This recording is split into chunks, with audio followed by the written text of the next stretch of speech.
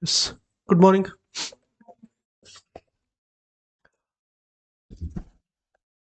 We discussed the basics of compounding and discounting yesterday, and then we started understanding the methods of capital budgeting or techniques of capital budgeting: NPV method, PI method, IRR method, and payback period method. Actually, in intermediate level, in this payback period method, you had two types of payback period method: simple payback period and discounted payback period. Even in interclass, I told you this simple payback is a useless method because you don't discount the future cash flows. You consider book value as it is. That is, if you are spending minus 100 today and you're going to earn 40, 40, 40, 40 over a period of 4 years, assume project life is 4 years. How did we calculate payback period yesterday? We did not do 40 plus 40, 80, 80 plus 40, 120 directly. We did not do cumulative column here. We first converted cash flows to discounted cash flows. Correct? We multiplied this with DF and then we got discounted cash flows, and then we did cumulative discounted cash flow, and then we found out what level or in which line or row we are going to cross our initial investment. Therefore, simple payback period is more of academic. Normally do not use it in real world. If you properly remember CA inter syllabus, there was one more method. Totally there were 6 methods in intermediate, 2 methods without using discounting, and then 4 methods which uses discounting. Now when I say without discounting, here you are going to take all your decisions based on book value. That means 30,000 received at the end of year 1 is equal to 30,000 received at the end of year 7. So you don't reduce its value. Under this, one was simple payback period, the one that I discussed just now. Another was accounting rate of return, also called as average rate of return or book value rate of return. There also you take PAT from P&L account of all the years. Again, there you are taking PAT, you are not taking discounted PAT. So here you do not use discounting. That means in real world, when 1 rupee is not equal to 1 rupee in future, these book value methods are not really used. Then which are the methods we use? These are the 4: NPV, PI, IRR method, and payback period method. And when I say payback period method, it is after discounting. Yes. Come to the last set of pages. Yesterday I had discussed about this. Page number 198. That 198. The last set of pages. Yeah. There, just make a note. Compounding.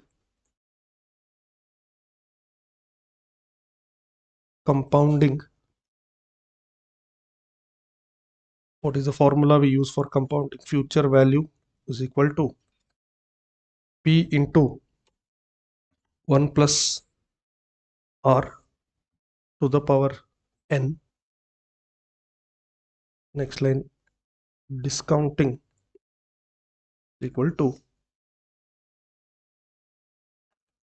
future value divided by 1 plus R to the power N is equal to P. Correct? This N, since we are discussing long-term investment, N is normally number of years, or make a note, future value into, please listen, when I say future value by 1 plus R to the power N, this can be written as future value into 1 divided by 1 plus R to the power N. When I multiply a number with 1, it is the same thing. And what is this 1 divided by 1 plus R to the power N? It is nothing but your discounting factor, 1 divided by 1 plus rate. Therefore, you can understand this as future value into discounting factor is equal to present value. Correct? Future value into discounting factor is equal to present value. Discounting factor is also called as present value index factor. Make a note. PVIF, present value index factors. Some books even call it as present value interest factors.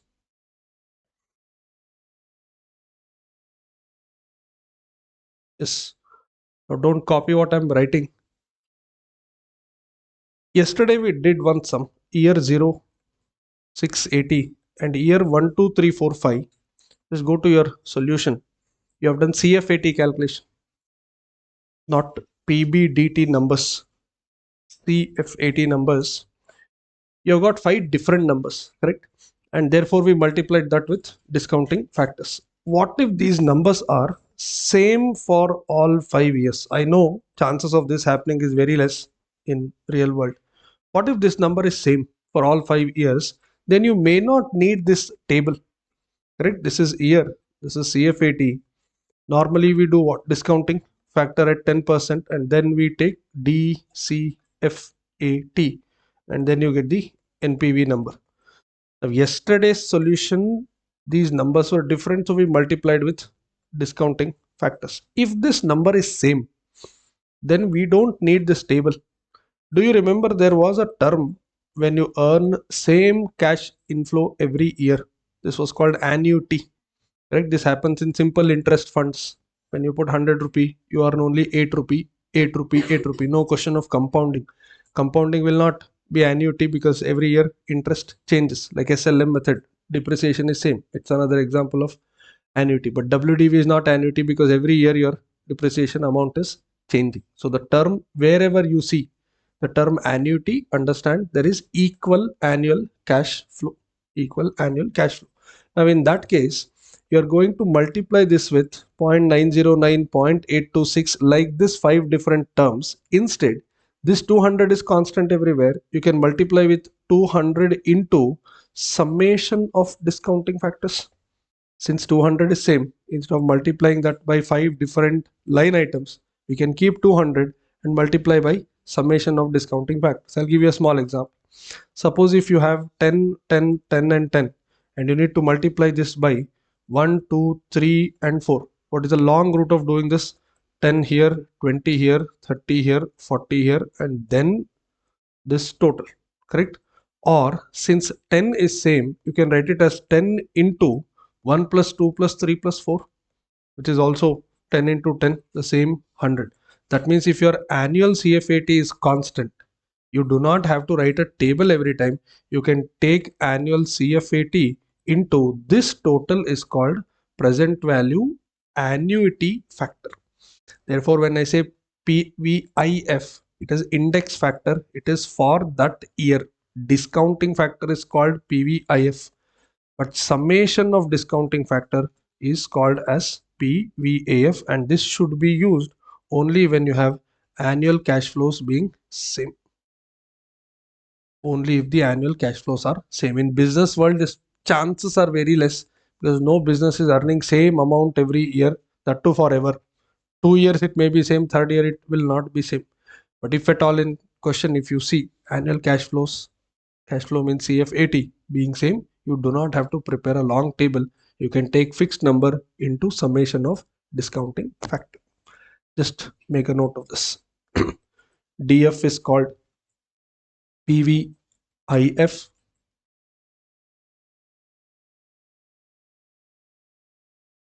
DF is called PVIF, whereas summation of DF is called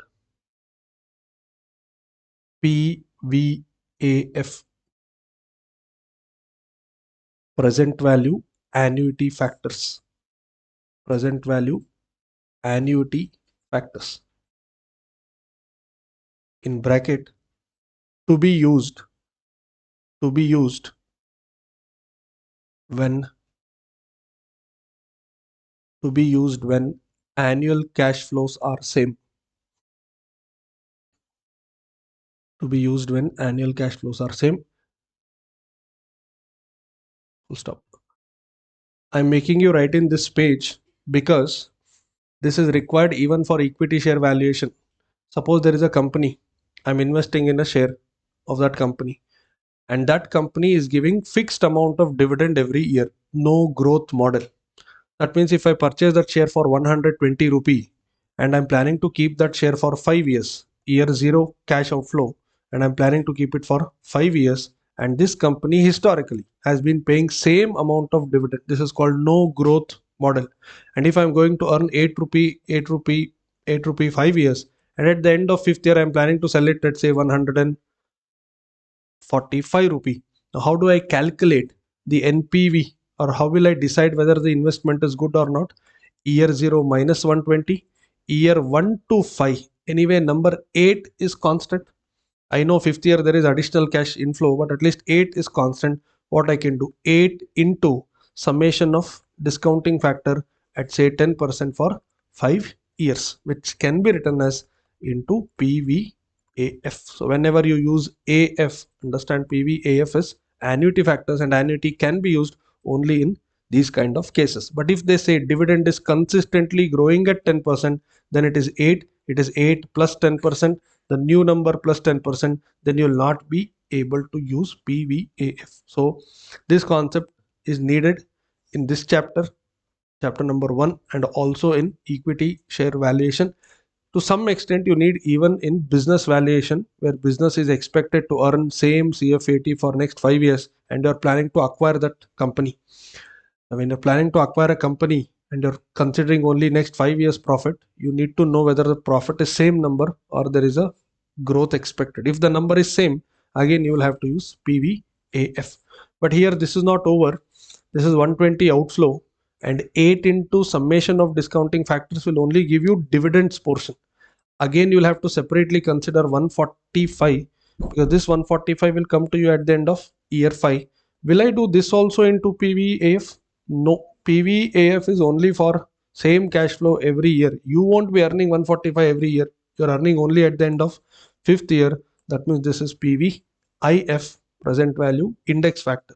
But index factor is 10%. I won't write 5 years, I will write 5th year, because it happens only once. This is like scrap value. You won't take scrap value as fixed annual cash flow every year. Every year you won't earn annual cash flow. It happens only once. Therefore, when to use PVIF? When it is for a particular year. To use PVAF, it should be a constant number over a period of time. In case, if I have to find out PVAF at 10%, 5 years, yeah, what is the way to do? 1 divided by 1.1, that will give you first year factor, memory plus second year factor, third, fourth, fifth. That total, suppose it comes to 3.790, comes to exactly 3.789. So take 3.790, that means 5 years summation of discounting factor is 3.790. Suppose I'm investing 680 in year 0. This is your CFAT, discounting factor or present value annuity factor. Year 0 is anyway 1, so this will be 680. You can even write it like this, year 1 to year 5.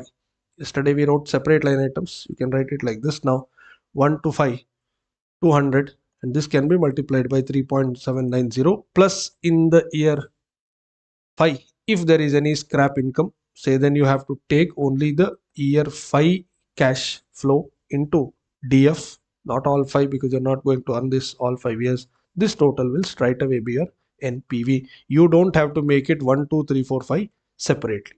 And that is possible when annual CFAT is constant.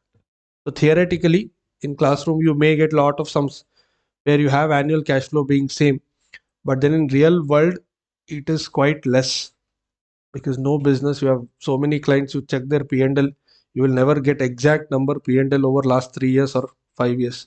Some companies pay fixed dividend, that's a reality, but then people are not buying share only for dividend, correct? Their earnings may change, dividend may still remain same, but if your focus as an investor is only to earn dividend income, and if that dividend is same historically, then you can assume that even in future, understand all these are estimations, no guarantee. Past 5 years dividend was constant, means in future also dividend is going to be constant. Board of directors may change, decision may change, But that's the only way I can decide. Sitting today, what will happen after 5 years if I buy a share? Who knows? Nobody knows in reality. Nobody. Full stop. That means all those decisions are based on estimations. And how do you make estimations? You consider two factors. One, the past. Second, the present. Based on these two, you will estimate futures. Now, if today someone is asking me to purchase a share of electric vehicle company, first of all, I may not have too much of past data also. Now at least I have. If you had asked me this question 5 years ago, then there is no past data at all. That means all the numbers are purely based on my estimation. What do I think will happen in India with electric vehicle segment? Full stop. And in that saying my dividend is going to be constant all 5 years, etc., is practically difficult. Forget dividend, no guarantee whether they'll make enough profits or not. Dividend is a next topic. And for profit to happen, there should be enough sales because their cost, the initial investment is so high. So therefore, this fixed inflow cannot be used in those kind of circumstances where you have seasonal ups and downs, where you have tight competition, where you are a startup. You cannot expect the cash flow to be equal over a period of time. But if I'm purchasing a Reliance share today, and if that share has been giving me constant dividend from last 5 years, then if I assume that next 5 years also it will give me same dividend, is to some extent a reasonable assumption. No assumption is 100% correct. It is very, very subjective. So you will see this repeatedly in theory, but in reality, no growth companies will give you fixed dividend. Some of the bonds will give you fixed interest. And if you have kept your money in simple interest fund or compound interest fund, but you go and withdraw that money every year, then you will be having constant annual cash inflow. So wherever you see fixed annual cash inflow, remember you will have to use PVAF.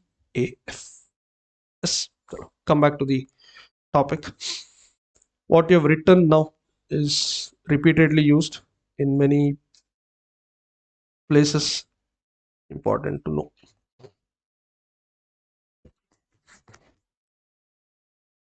Adjustment of risk in capital budgeting. Page number 5. Two terms, risk and uncertainty.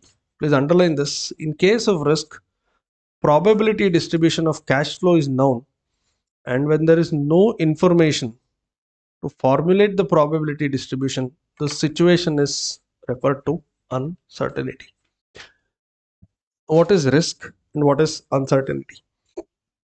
So both are going to create problems, correct? Which investment has no risk and uncertainty? Risk-free investments, say government bonds or bank deposits, post office deposits, have no risk, have no uncertainty. Normally when we talk, we use these interchangeably, risk and uncertainty, risk or uncertainty. There is risk also, there is uncertainty also. This is how we speak. But in mathematical terms, read, it says probability distribution of cash flow is known. When I say there is risk in a particular business, I know I am going to earn somewhere between 80,000 and 1 lakh. It can be 80, it can be 90, it can be 1 lakh. But to that extent, at least there is some clarity. That's why they said probability distribution of cash flow is known. But when I say uncertainty, read, there is no information to formulate the probability distribution. If I say, I don't know what's going to happen to my business next year, I may be under huge loss, maybe break even, no profit, no loss, maybe some profit, maybe huge profit. Actually, I have no answer. That situation is called uncertainty. So risk is actually better than uncertainty because in risk, there is some clarity about the possible deviation. It can be 80, it can be 1 lakh, somewhere in between.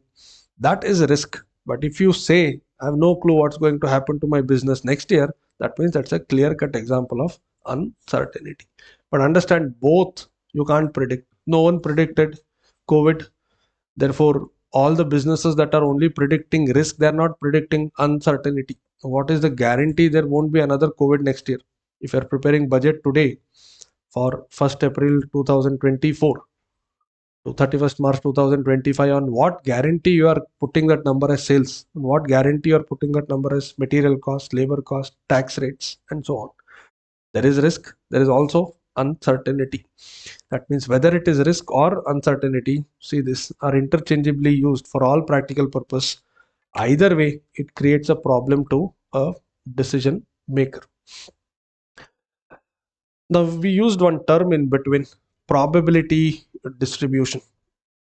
What is probability distribution? That is our first method of risk analysis and capital budgeting. Tell me, what is the probability if I'm sure about something?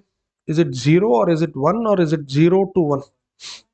When I'm 100% sure of something happening, P is equal to 1. And if P is equal to 0, then there is no chance of that event happening. Right? And if P is equal to 0 to 1, that means there is 0.2, 0.3, 0.4, which is 20% chance, 30% chance, and 40% chance. In capital budgeting, P1 is possible only for year 0 cash outflow, because you know money is going right now from your pocket. There is no doubt whether this will be, yesterday we did minus 680. There is no question whether it is minus 680 or 690 or 670. You are paying right now from your pocket. But year 1, year 2, year 3, you are estimating future cash inflows, and you cannot say, I am sure I will earn this much only. That is possible in risk-free investment. Again, don't bring bank FD. If it is bank FD, then P is equal to 1 in all cases. Correct? But if you are doing a business, then P cannot be 1 for future cash inflows. But at least I should have some range that there is 0.8 probability of earning 80,000 rupee.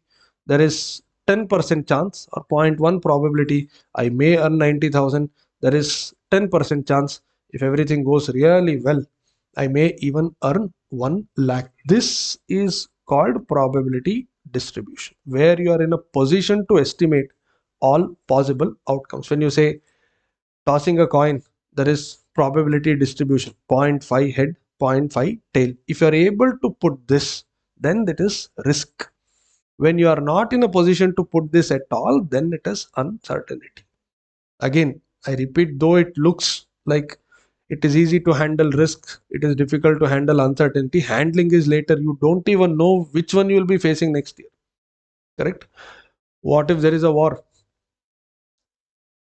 Then that's uncertainty. And can that be predicted? Definitely no. No one predicted in 2019 when they prepared an NPV table for year 1, 2, 3, 4, 5. Now their NPV whole Excel sheet is a joke, considering all that happened from 20 till 22, 23. Correct? Therefore, there is both risk, there is uncertainty. Even if everything is fine, say no war, no COVID, nothing, then also there is risk. Correct?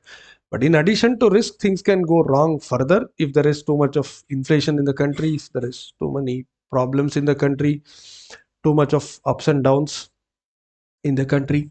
If you get some free time this weekend, read about this. There were years when India had tax rate as high as 96%. The highest slab was 96% for individuals. Now this is uncertainty. Sir, this will never happen. Don't say. Nobody knows. Even I don't. No one predicted this 1 year before that happened also. Correct? 96% on top of that, some cess 2% on 96%. Effectively 97%. Now the highest tax slab is what? 30%. Plus some additional. 96% plus additional will make what? Almost 2 rupee in your pocket if you earn 100 rupee, and if you are in that bracket. Nobody wanted to be wealthy, because you end up paying 96% plus cess. Now, no one sitting in this room can give me a guarantee that this won't happen again. Nobody knows. We may say we'll do protest, this, that, etc. People tried doing in that year also. Therefore, it is not that people kept quiet and suddenly we have become very active and awakened citizens and so on. This can again happen. It may go down to 5% also. No one can guarantee. This year is election year. You can't say anything. Highest tax rate may go down to 15% also. No guarantee that this is going to happen. That means even uncertainties are there in the business. Risk is anyway there. uncertainties can also be there. Just that risks are seen more often, uncertainties are seen less often. You won't have uncertainty every now and then, but you'll always and always have risk in your business. So theoretically, this is the difference. But either way, when I'm preparing an NPV table, if I'm not sure of what is going to happen in year 1, 2, 3, 4, 5, it can be either because of risk or because of uncertainty. Yes. Why should we adjust risk in capital budgeting? Instead, ask question in reverse order. What will happen if I don't consider risk in capital budgeting? In CA Inter, for discounting factor, we used to even take bank FD rate. Yesterday also this was there in theory. Bank FD rate, inflation rate. Now when you're discounting future cash flow with bank FD rate, and if you get positive NPV, what is the meaning of positive NPV after discounting it at bank FD rate? You will be earning more than bank FD rate. Correct? Positive. So you'll be earning more than what bank FD would earn. That means if this number is positive 300, that means you are earning or going to earn 300 rupee more than what bank FD can give you. But what we are not observing here is whatever I'm going to earn in bank FD, the 8% is with zero risk. But this 300 that I'm going to earn is with risk. Now the question is whether 300 extra is enough for the risk that I'm taking. That means I am not happy with just 8%. I may have to discount the future cash flow with little more than 8% because I'm taking risk. I need some premium. There was a term for this, risk premium. Correct? Bank FD gives me 8%. I should not discount my future cash flow with 8%. I'm taking risk. Therefore, I have to discount it at a higher rate. Yesterday, we discussed this. What will happen if you discount cash flow at a higher rate? Your NPV will come down. We did this in that IRR calculation. Instead of 8%, if you take 11%, then this positive 300 may go down to positive 25 now, may go down to negative also. Which means future cash flow should never be discounted at risk-free rate. Adjusting the risk is mandatory. So it is not about why should I consider risk. It is what will happen if I do not consider risk. What if at 8% DF, if you get a very small positive NPV, say 15,000 rupee, 5 years project, without any risk, I'm going to earn 8%. With risk, I'm going to earn 8% plus just 15,000 extra over a period of 5 years. I would rather go with simply 8% bank FD. Because this 15,000 may not be sufficient for the risk that I'm taking, and this is for 5 years. I have to run the project for 5 years. My time, energy, in addition to money, time, energy and risk and my involvement, and how much am I going to get? Just 8%. It is like asking someone who is planning to do share trading, tell him that bank FD is giving 6%, you should be happy with 6.1% in trading. What will he say? It is more than 6%. No. Why not? He is happy with 6.1%. He says 0.1% is not sufficient. You see my blood pressure report before trading and after trading, then you'll get to know 0.1% is not a sufficient compensation for what risk. That means any investment that you make should not be at just 6%. It should be 6% plus something more. Now, how to get this plus something more is what we need to learn. That is called risk premium. This is called risk-free return. And what we're going to add is risk premium.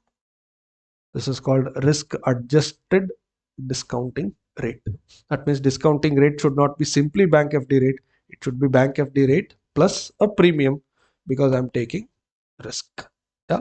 Risk and uncertainty, I may use it interchangeably. Understand, it is basically going to create problems in my future cash inflows. See this.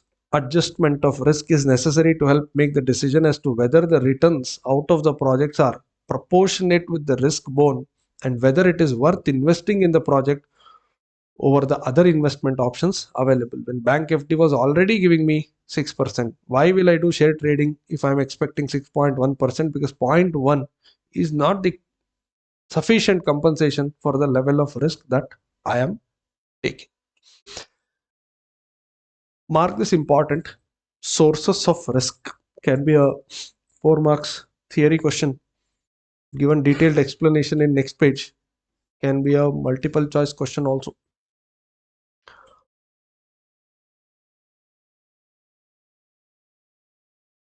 Risk arises from many sources. If you are planning to invest, explanation is there in the next page. First risk is project specific risk. Now we can understand this with the help of examples. Suppose there is a pharmaceutical company which is doing 7 different projects R&D. Out of that one particular R&D that they are doing, there is high level of risk, because chances of that R&D giving a favorable result or successful result is very, very less. But if that happens, then you have a lottery for that particular company. That project has high risk. That is not for the entire company. That risk is called project specific risk. Yeah. Example 2 can be, there is a real estate company, construction company. They are doing apartments in 5 different locations. But out of 5, one particular location where they're planning to do has a high risk, because there is a proposal, there is a rumor that there may be a national highway coming in that area. So government may acquire this land in future. So what if you start the construction midway, half done, and then government comes and says, no, we want to acquire this land, we will give you some compensation for the land value plus the cost incurred till date. That means when you're starting that project, because there is a rumor, you know there is one specific risk. You have 5 projects going on. Other 4 projects, there is no such headache, no risk. But this particular project only has extra risk. This is called project specific risk. Not applicable to entire company, applicable to one particular project in that company. Second one is company specific risk. This happens when you invest in, say, suppose you had 1 lakh rupee. You have invested entire 1 lakh in stock market for understanding purpose. TCS, Wipro, HCL Tech, all are into single industry or segment. But then there is some problem in Wipro's management. There is some allegation one director has said about something about the other director, and he has alleged there is some fraud done by some other guy, and that has come in newspaper now. Now your investment is say 33,000 each in all the 3.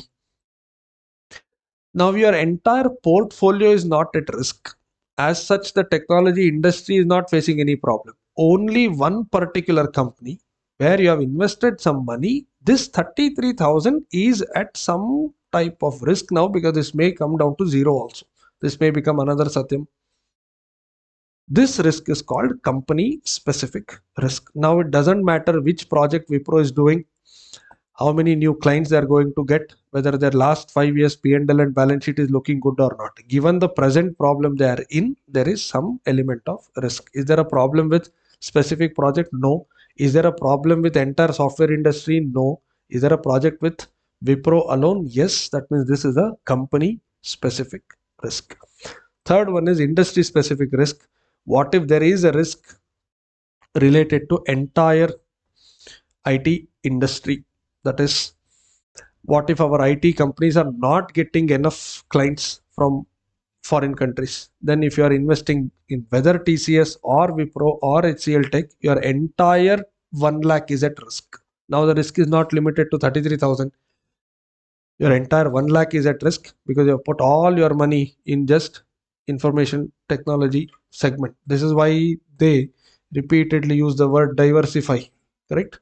Why you should diversify? This is the reason. If something goes wrong in technology industry, it is not HCL Tech, it is not Infosys, it is not TCS, it is not Wipro, it is not Oracle. Entire 1 lakh is at risk.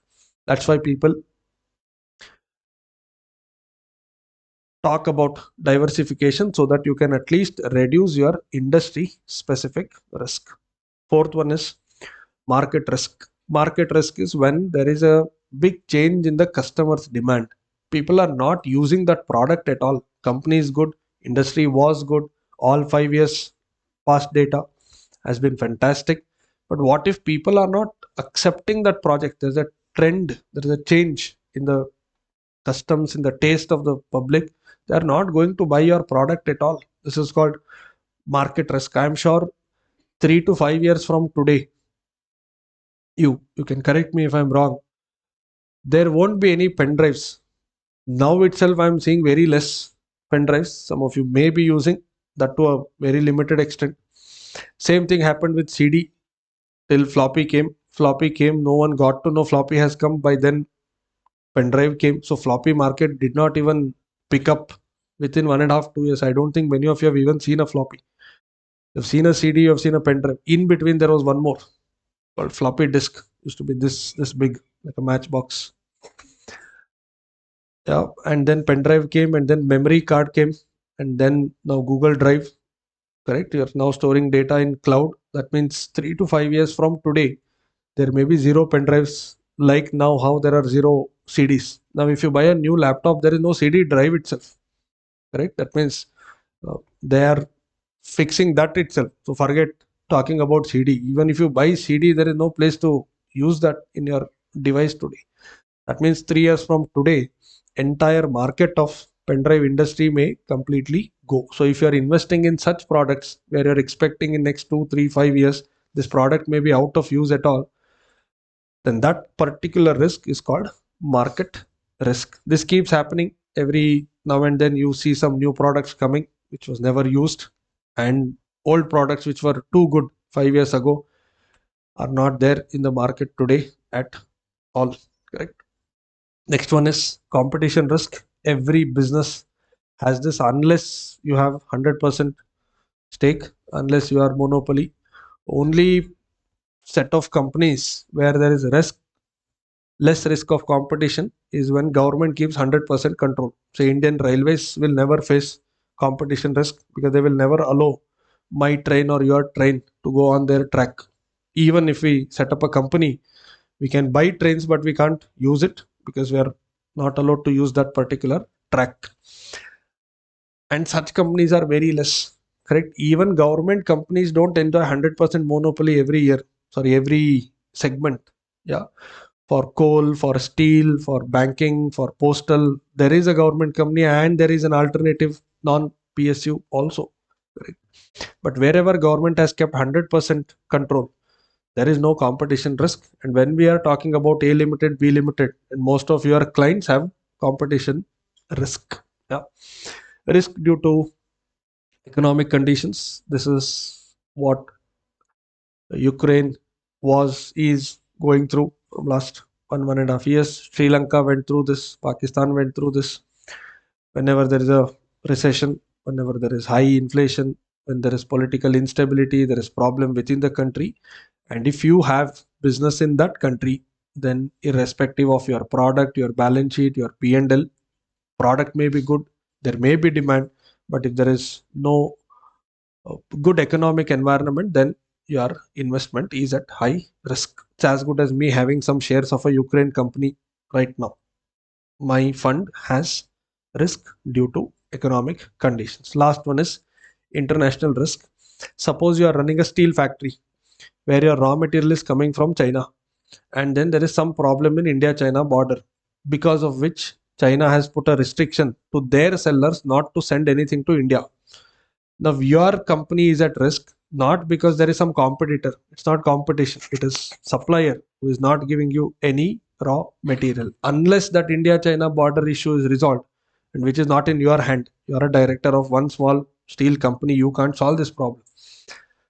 Again, high level of risk and uncertainty. You do not know when is this going to be sorted. Until that is sorted, you will not get your raw material from China. You can still get it, but you have to take a long route from China. It should go to some other country, and from some other country you have to get it. That will be costly, that will be time consuming.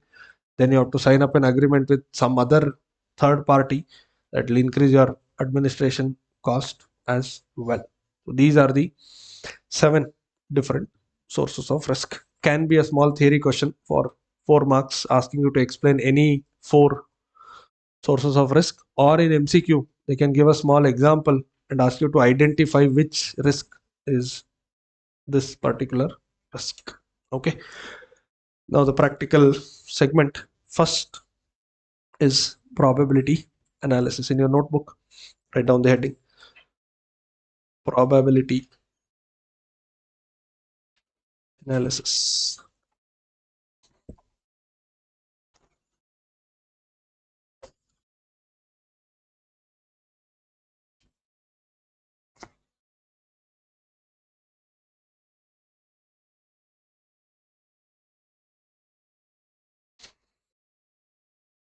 Read. Probability is a measure about the chances that an event will occur. When an event is certain to occur, then the probability is 1. When there is no chance of happening, then the probability is 0. In reality, most of the probability P is between 0 and 1. Correct? If you are sure you won't earn that cash flow, why are you doing that project?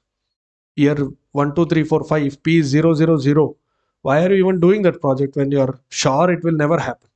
And if you are 100% sure, then that is only for today, year 1. Nobody is sure about what's going to happen exactly 1 year from today. So you will neither see P being 0 nor you will see P being 1 for future. Present, P is always equal to 1. Even if they don't print, don't search for probability of year 0 cash outflow. It is always 1 because right now money is going.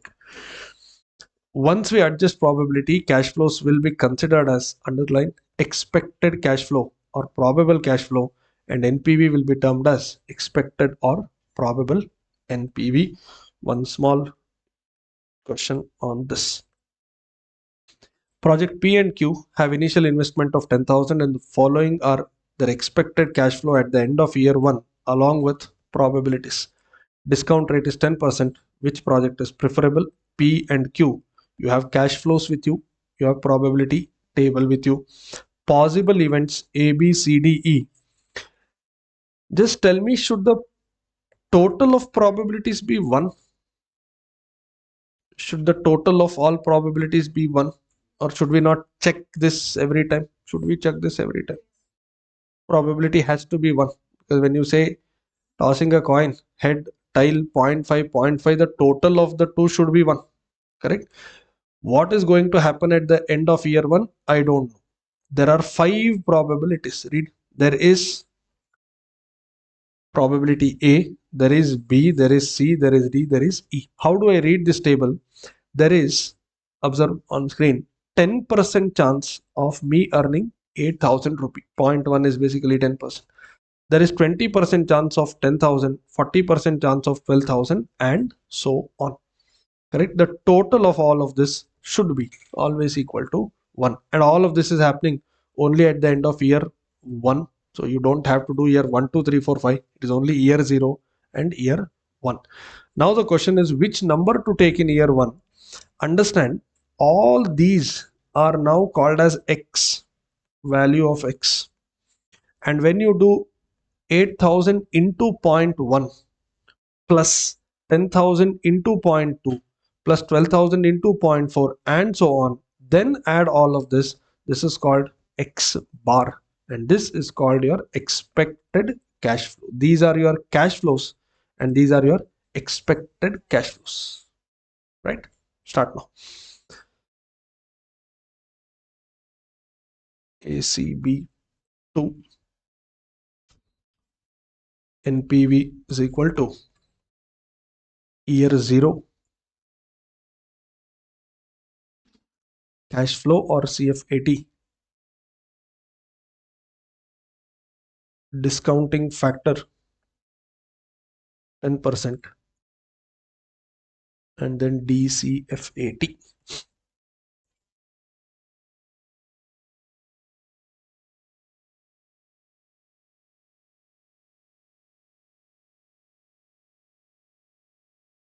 Year 0, this is NPV for P. I am doing first. 10,000 rupee negative.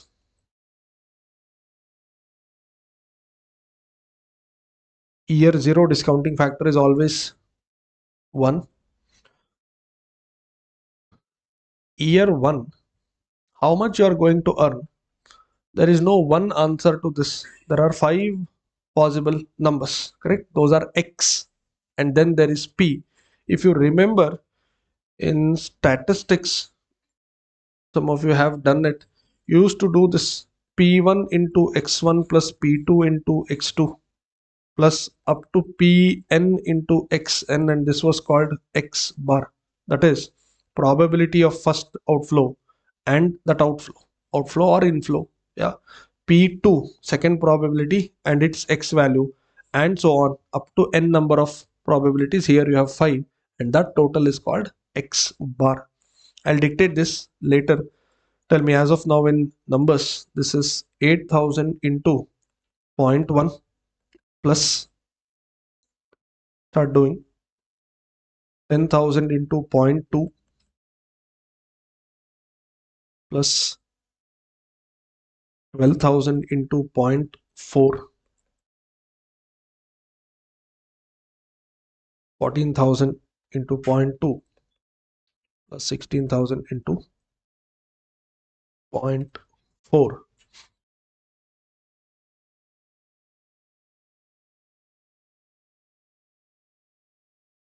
Sorry, last is 0.1.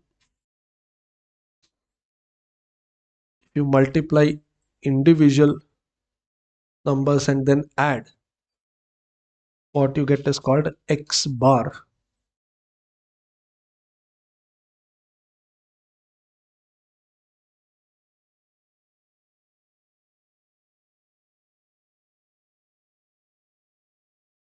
$12,000. But this is expected at the end of year 1. So this should be multiplied with discounting factor for year 1.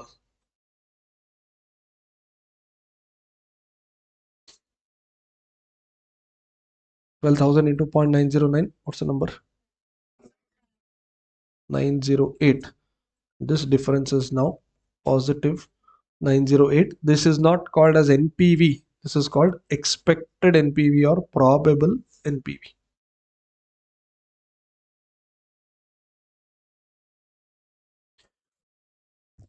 You're getting a positive number. That means there is a probability of earning positive NPV. We can't say even now we will surely earn 908. If we were sure, then why will you have probability distribution? You can never be sure. 1 year from today, no one knows. If you're not getting convinced, just tell me January 23, 2025, 7 o'clock in the morning, what do you think you'll be doing? If there is no answer, then here also there can't be one answer. There can be 5 probabilities. There can be 10 probabilities. We have no idea what exactly going to happen 1 year from today. Simple. Same way, can you try for project Q? NPV of Q. Give a try.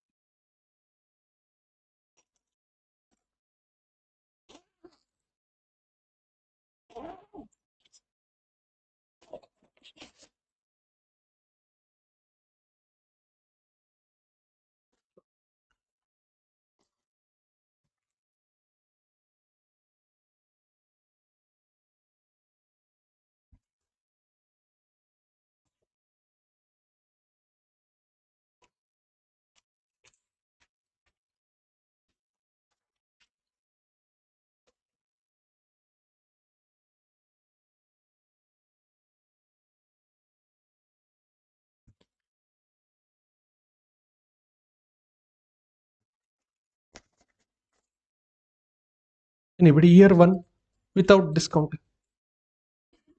No, X bar number.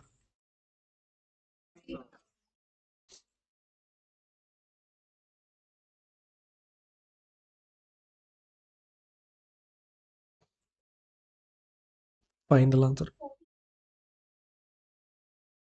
It can't be so much. 4,000.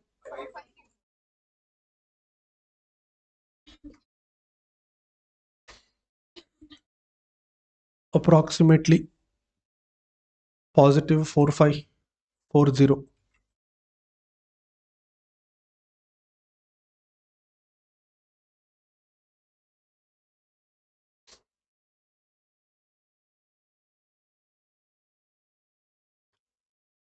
Out of the two, there is a higher probable NPV in second project. Therefore, that is to be preferred. Start writing one line conclusion. Considering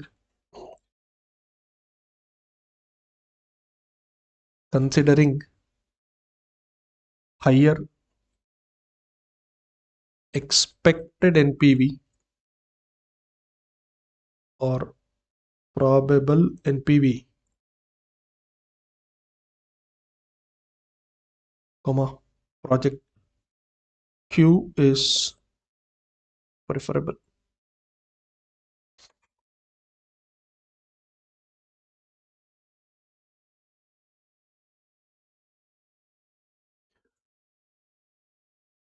Did you notice something in project Q? Though we are selecting Q, I won't be fully happy with project Q. Go through the table once again and tell me it is decreasing again. All five won't happen. One of the five will happen.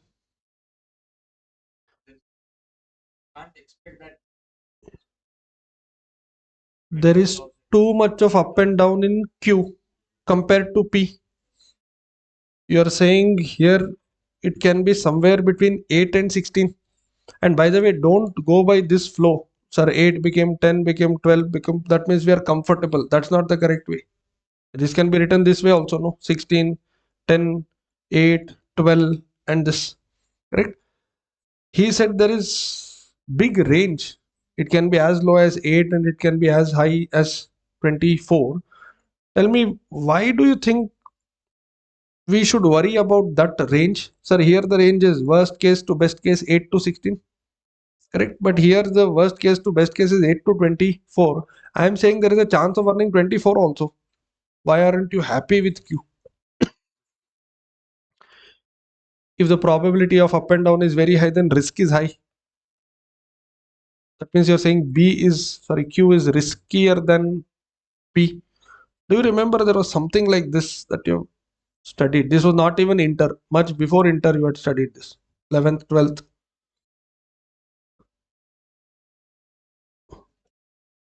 I don't know whether you're this old or not.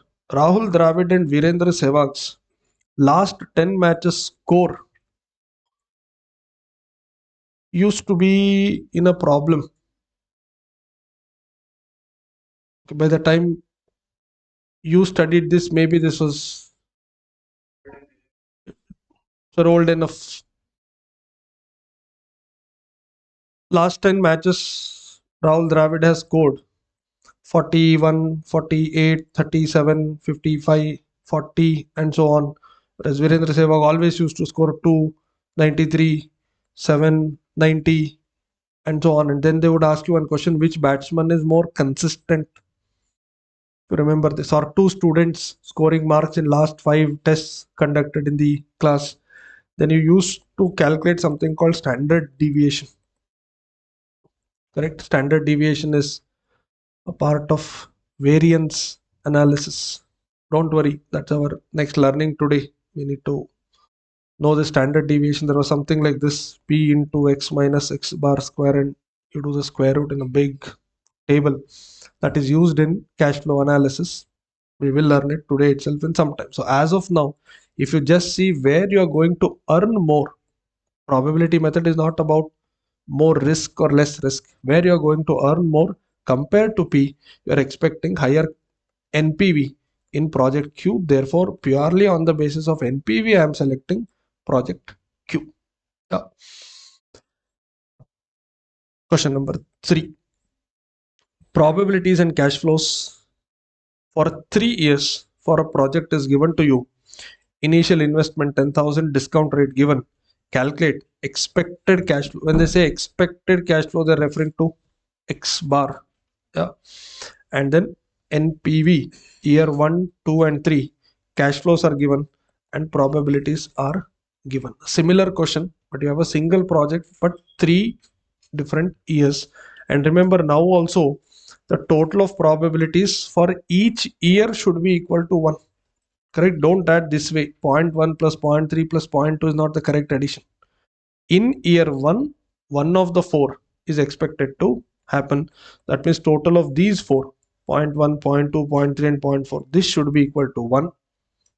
Next one also, next one also. It will be in every question. You don't have to check, but you should know the total of probabilities is always equal to 1. Start computation of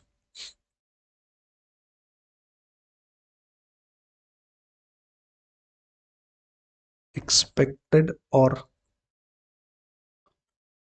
probable NPV.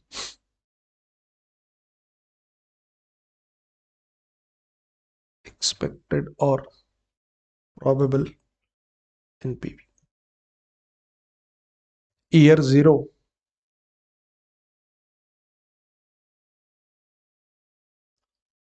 CF 80,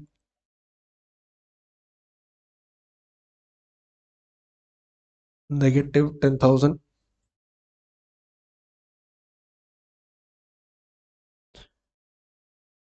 This is discounting factor 10%.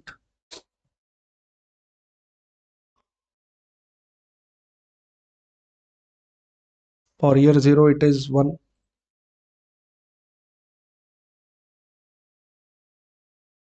Year 1 onwards, you have to calculate each year's X bar, because every year there is uncertainty.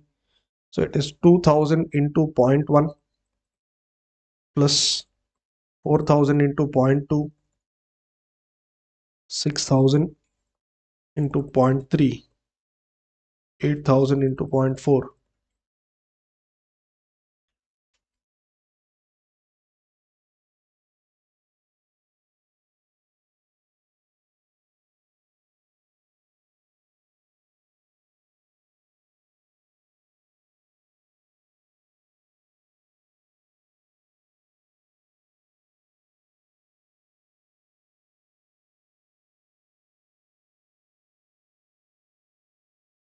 This is then multiplied by discounting factor for first year.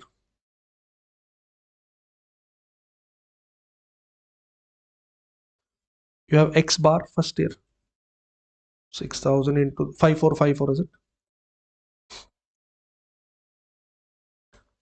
Same way, year 2 is 3000 into 0.3 and so on, 5000 into 0.2 plus and one more.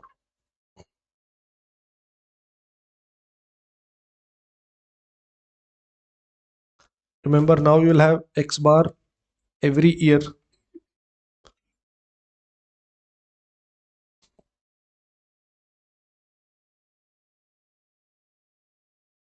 46.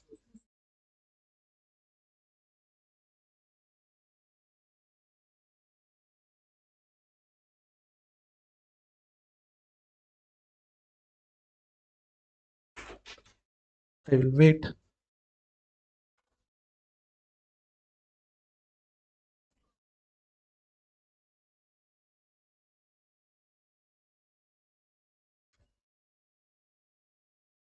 Positive 50,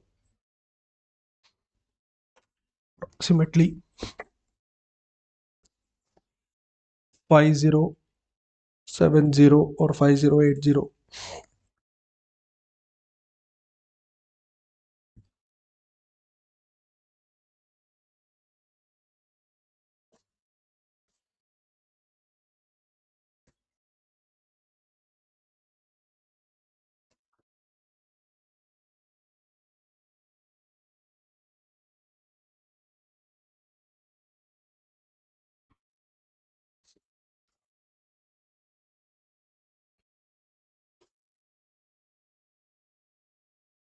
Now there is only one project in the question.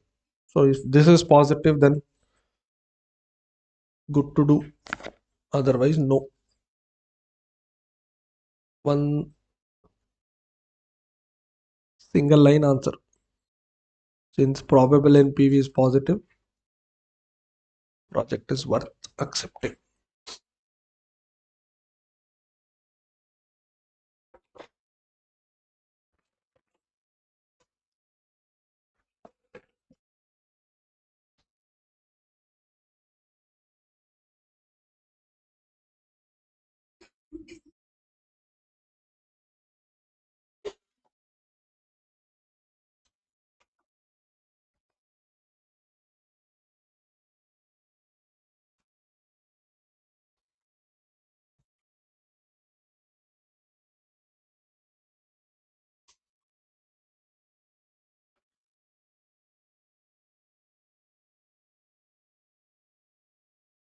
I'll wait for 5 minutes. You guys can try question number 4.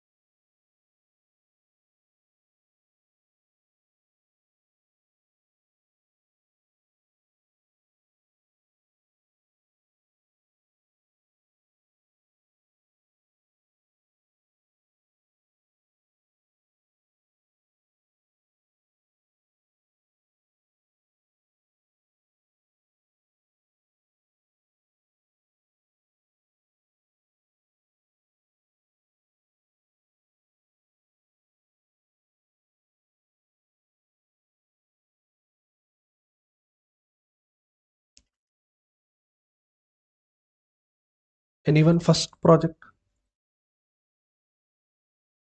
Positive 3000? 690 approximately.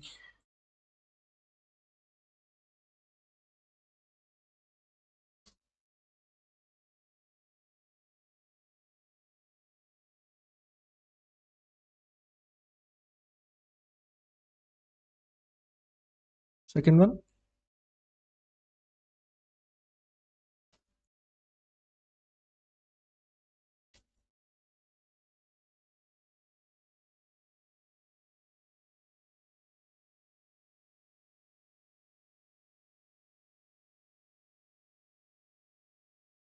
Can you recheck the second answer once? Project Q.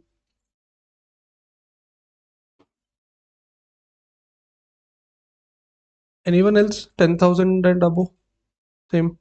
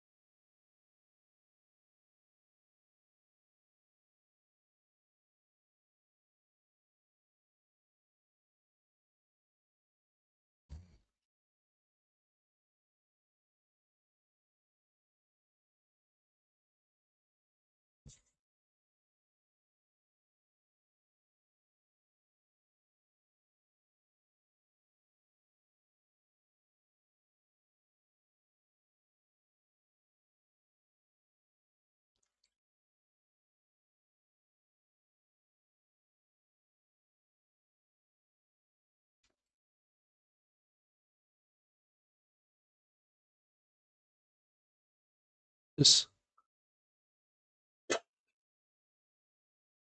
Higher one is selected. You can write one line conclusion.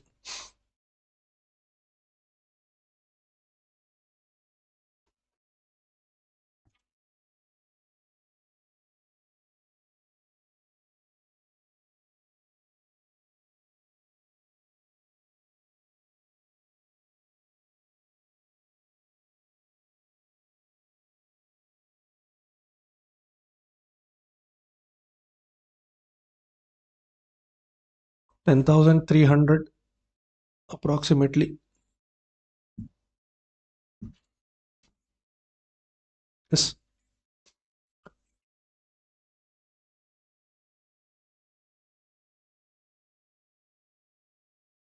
One line conclusion.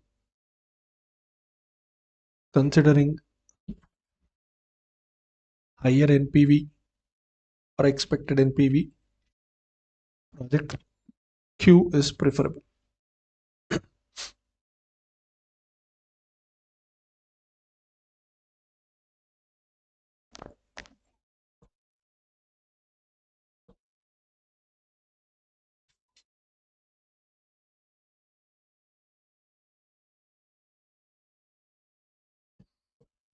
Either way you can write. Yes. Come to page 198. Quickly make a small note. I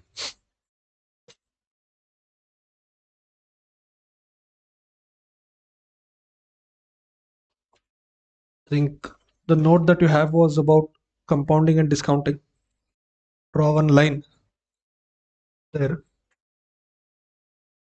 That segment is over. One line there, and then write probability theory.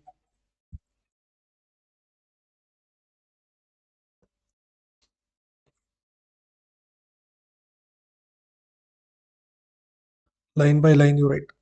P is equal to 0. Event will never happen.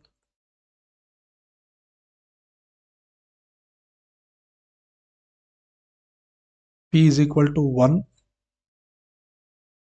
Event will surely happen. In bracket 100%.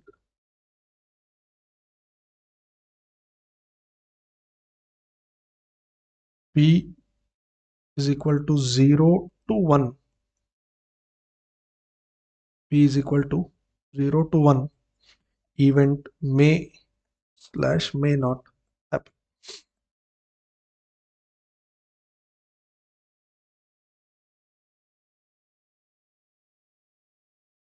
That means there is part chance of happening, part chance of not happening. Now the continuation of this is, as per the study material, you don't have to come back, is variance or standard deviation. We need to first learn this concept of standard deviation and variance, and there is something called coefficient of variation, C V. This is SD, this is variance, and this is coefficient of variance. We'll first understand the basics and I'll tell you what to note down here. Now, over a period of years, say x-axis is year 1, 2, 3, 4, 5, and this is my cash flows. This is years, this is cash flows. No business is actually expecting cash flow line to be like this. That's the reality. I told you that annuity factor, though in theory we learn, no business, you check all your clients P&L, you will never get same number in last 3 years. That means there is an accepted up and down in every business. No one is expecting it to be same. If it is same, it is boring. You're not even growing. There is no competition. And how can everything remain same over a period of time that we are talking about years together? Yeah. Which means there is some deviation that every businessman is ready to accept. Deviation is movement from mean. Mean is basically this number now. Correct? You know that it won't be exact one line, but you know that you are prepared for some ups and downs also. But the problem is no businessman wants this. This is measured in standard deviation. Imagine investing in a stock which has this versus investing in a stock which has this. Correct? You may earn more here, no doubt, because you watched enough number of reels. Now you know when to buy, when to sell.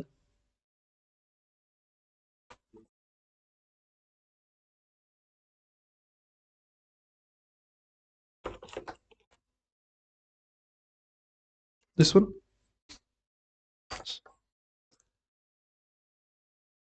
Now tell me what's the problem. Okay, what if I'm going to earn same 10,000 rupee, whether I invest in share of A or share of B? Why will I choose A over B even when my cash flows are matching? People are not ready for this. Correct? Tell me, if you're a trader in stock market, are you happy with this? Trader, not an investor. My first question was as an investor. Will you be happy as a trader if share is dancing like this? Yeah. Yes, assuming you'll always buy here and sell here. Yeah. Or you do short sale, you first sell here and then hope for the market to fall. But then in reality, even traders don't enjoy this beyond a point. Initially, it gives them thrill, but thrill may not last. Maybe 1 month, maybe 3 months, maybe 1 year. After that, even they want this itself. Longer duration, I'm saying. Yeah. You will study in derivative class. So if they know that this is expected to happen, there is a way to hedge your position to ensure you don't fall, you don't go up so much. So in reality, whether you are an investor or a trader, no one wants this. And if you're a long-term trader, you will not even open this and see the chart. Long-term trader should only look at two numbers. I am starting here. Understand? I am starting here. This is the 37 rupee share today. I am planning to keep it for 5 years, 10 years. My goal is to reach 98. That means this is the starting point in your mind. This is the ending point. Whether this is achieved in this way or this way or this way, for you 98 after 5 years matters. So no one is reading chart if that person is a long-term investor. But if you're a medium-term investor also, you are more okay for this level of fluctuation than this level of fluctuation. And by the way, when I say short-term, long-term, trader, speculator, this definition changes from person to person. I know people who buy today and sell after 2 days and call them as short-term traders. They believe speculation is only morning and afternoon. For them, that itself is a long period. 11 o'clock I bought, till 3 I waited. 11 to 3 is only 4 hours, same day. For them, even that is a short duration. It is not even short duration, that is same day. Single trading session is not short term, long term. It is called speculation. So this is very, very subjective. I am ready to invest today and wait for 10 years. So that is long term to you.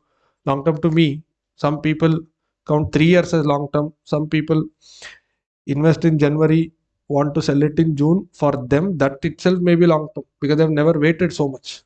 the biggest problem or a complaint from my side, if you are a active investor or a trader, is first come out of this bad habit of checking the tap every now and then.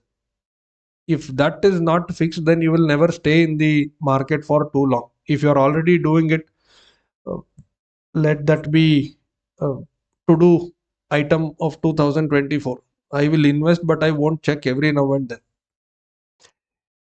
That won't help you. If you are thinking of medium term or long term investment, checking chart as of now won't help you. Checking chart is only for traders. If you are buying in lots, 500 shares, 300 shares, 800 shares, then even 4 rupee movement will create big plus or big minus.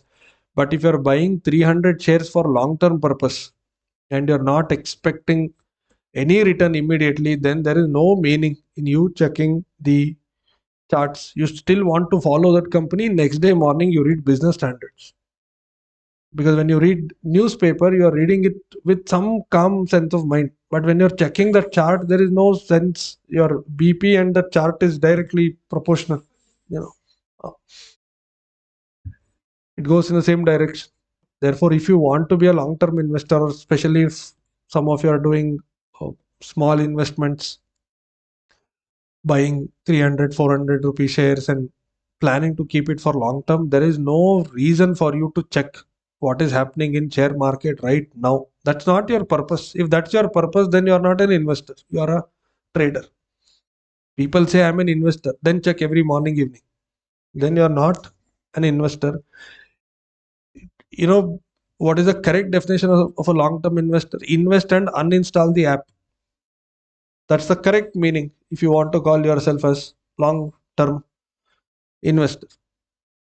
Why do you need an app if you're a long-term investor? That means you should install that app again only after 1 year or 2 years when you want to sell that, because your purpose itself is long-term. Once you purchase a site, every day are you going to that site and asking the neighbor what's the rate? If there you don't do, because it's a long-term investment. In a share also you should not check at what price. It is as good as asking neighbor what is the rate at which you're ready to buy. People don't do this with site. People don't do this with gold. They don't ask rate every now and then. Gold investors also, not physical. I'm saying gold in ETF form or gold in bond form. Even they don't check rates every day. This problem is only with share investors. Bond investors don't do. FD, they will never even think. All that they want is that bank board should be there. That's all. As long as SBI is there, they don't even worry. If at all, if you are planning to do this investment for very long period, understand you have to come out of this bad habit. It gives thrill. I know there is that what do you call, adrenaline rush. Yeah, you get when you see that plus 2%. You bought it within 2 hours. You see plus 2%. You feel happy. This won't help you for long run. If you are a long-term investor, you are saving now for future use of money. Then you should not check Nifty on daily basis. You really want to follow about that company, go to Google Chrome and type that company name, go to news tab. You want to follow the news, not the chart. Then you don't need to open your demat account and zoom the chart and upper candle, lower candle. You don't need that. You're not a trader. You are doing wrong thing. You're calling yourself. Then you will be that person who is going to that site every day and checking the price with neighbor. If that's long-term investment, even this is a long-term investor. Therefore, a long-term investor who is investing at 37 rupee today and wants to reach 98, he is not bothered whether it is this way or whether it is this way or whether it's a straight 1% growth on monthly basis for 5 years. He is not at all bothered about any of this. But then when you are doing your own business, you can't do this. I won't come to my office every day. I'll come once in a year. That won't happen. You'll come every day. That means you will see this every single day. Therefore, you are okay. You should be okay to accept a reasonable range of fluctuation, but you may not be okay for this level of fluctuation. And this is measured in standard deviation. So first, you have all the X values, correct? You had that in last two problems. And then you calculated X bar. And then you will see how far is each number from its X bar. That's why you do X minus X bar. correct? And this x minus x bar can be a positive number, can be a negative number. Understand, x bar is 10,000, this is 8,000, this is 9,000, and this is 12,000, this is 14,000. This, let me keep it as 10,000. Now what happens when it is x minus x bar? First one may be minus 2,000, next may be minus 1,000, third is 0, next is 2,000, next is 4,000. Now understand, whether it is plus or minus, there is a deviation. Understand, why we square it? If you remember, you used to do x minus x bar square. The purpose of squaring it is, whether it is negative or it is positive, understand the focus is there is a deviation. I repeat, if I say January month I earned 10,000 rupee, February I earned 8,000, and March if I earned 12,000, can I say there is no deviation at all in my earnings? Because my average will come to 10,000. And if you see x minus x bar, this is 0, this is minus 2,000, this is plus 2,000, and then this total is 0. I cannot say there is no deviation in my earnings at all. There is deviation. Deviation is both upwards and downwards. But because this is a negative number, minus 2 plus 2 is reaching 0. Therefore, to nullify the effect of a negative number, you square it. When you square it, what happens? Negative number becomes positive, positive will stay positive. So both will now give you x minus x bar square. And then when you multiply this with probability, this is the last column in your table, p into x minus x bar square, and then you total this. This is called variance. Because you have squared it, later you may have to do a square root. Therefore, standard deviation is square root of variance. Why are we doing a square root here? Because we did a square here. And why did we do a square here? Because there was a negative and a positive number. And what was our understanding? Whether it is upwards or downwards, I want to measure the deviation. If you don't square the negative numbers, then the total may become 0, you saw in this particular case. Correct? If you are measuring how good someone is in running practice, correct? 100 meter, one guy every day, day 1, 2, 3, 4, say 10 days. One day is taking 12 seconds, next day is taking 14 seconds, next day 9 seconds. I know 9 is world record. So maybe 10 seconds, then 11 seconds, then 10.8 seconds.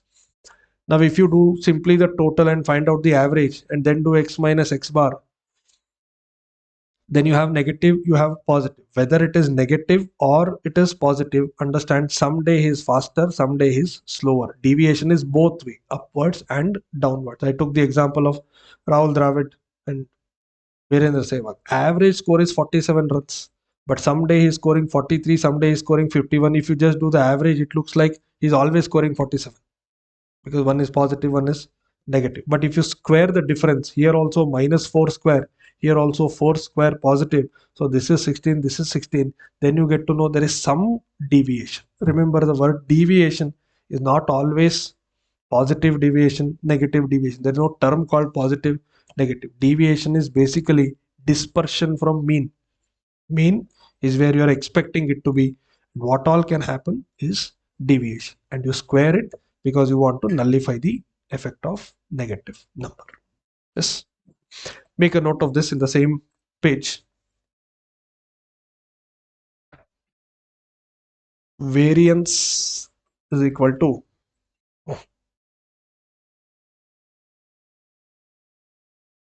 P into x minus x bar square. Actually, the summation of this, summation of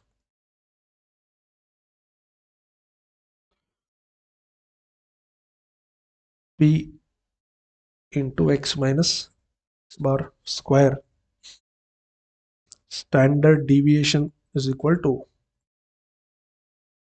square root of variance.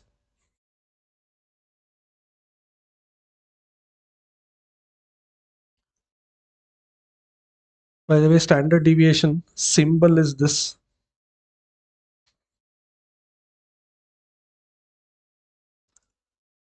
Now tell me, if standard deviation is square root of variance, then this should be correct.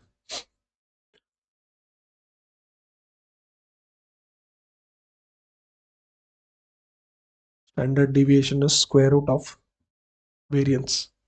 Now understand, we are calculating deviations, and if my answer is a very high standard deviation, suppose I'm comparing two projects A and B. A has high standard deviation and B has low standard deviation. Now what is the meaning of high standard deviation? The movement is too much, correct? This is what happens, correct? Whereas when you talk about low standard deviation, there is a deviation. Remember, it's not a straight line. There is a deviation, but it is well within an acceptable range. Therefore, a low standard deviation project is selected over a high standard deviation. Here our focus is not how much I earn. Very, very important. Here it's not about how much I earn, it is how consistently I earn, or how predictable are my earnings. Here I am focusing more on risk and not on return, because when I see this, it is about risk, it's not about how much. It may be 10 lakh profit, 10 lakh loss, 8 lakh profit, 8 lakh loss. Now I'm not bothered about the number, I'm worried about the possible up and down. So standard deviation is a measurement of risk, it is not a measurement of return. Yeah, make a note. High SD, high, there itself, same page. High SD is equal to high degree of fluctuation. High degree of fluctuation in bracket high risk.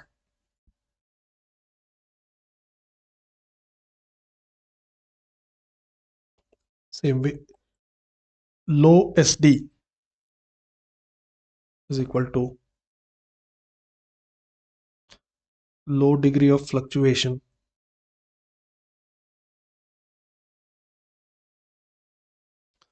is low risky.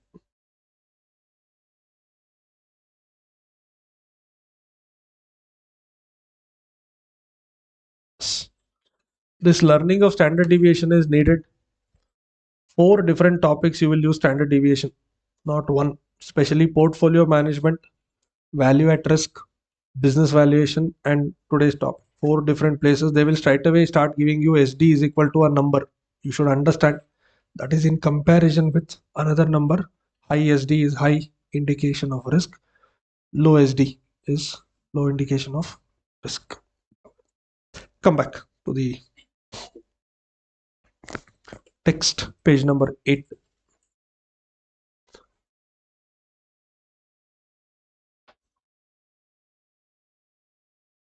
This variance is a measurement of, page number 8 is a measurement of degree of dispersion between numbers in a data set from its average. This is in simple x minus x bar, correct? From its average individual number in the data set. Data set is your run scored in 10 matches. Individual score is data set, x bar is the average.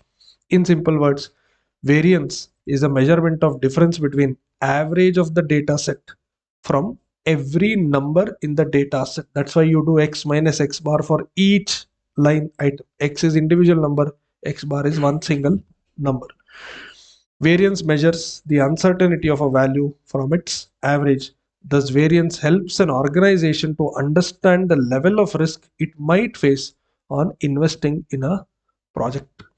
That's why I told you the focus is not how much you earn, it's about what is the level of risk that you are taking. A large variance, by the way, large variance should be understood as large standard deviation also, because anyway it's a square root. If variance is high, SD will also be high. Indicates that there will be large variability. A small variance would indicate that the cash flows are somewhat stable throughout the life of the project. They use the word somewhat stable. They did not say it will be a straight line, correct? That's why I told you, you're ready to accept this movement. You are not even expecting it to be a straight line. No businessman is talking about a straight line. Everyone knows if you're doing business, you can't expect a straight line. Yes. The square root of variance is called standard deviation. For capital budgeting decision, standard deviation is used to calculate underlying risk associated with estimated cash flow from the project. We'll take a quick break and then start with question number 5.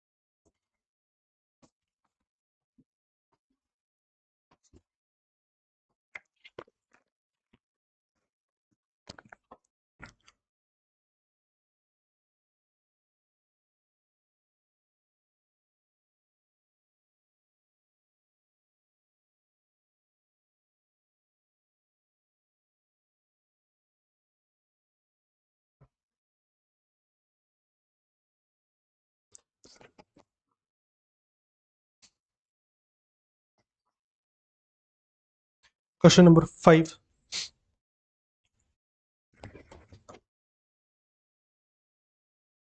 Project P and Q have initial investments of 10,000 rupee.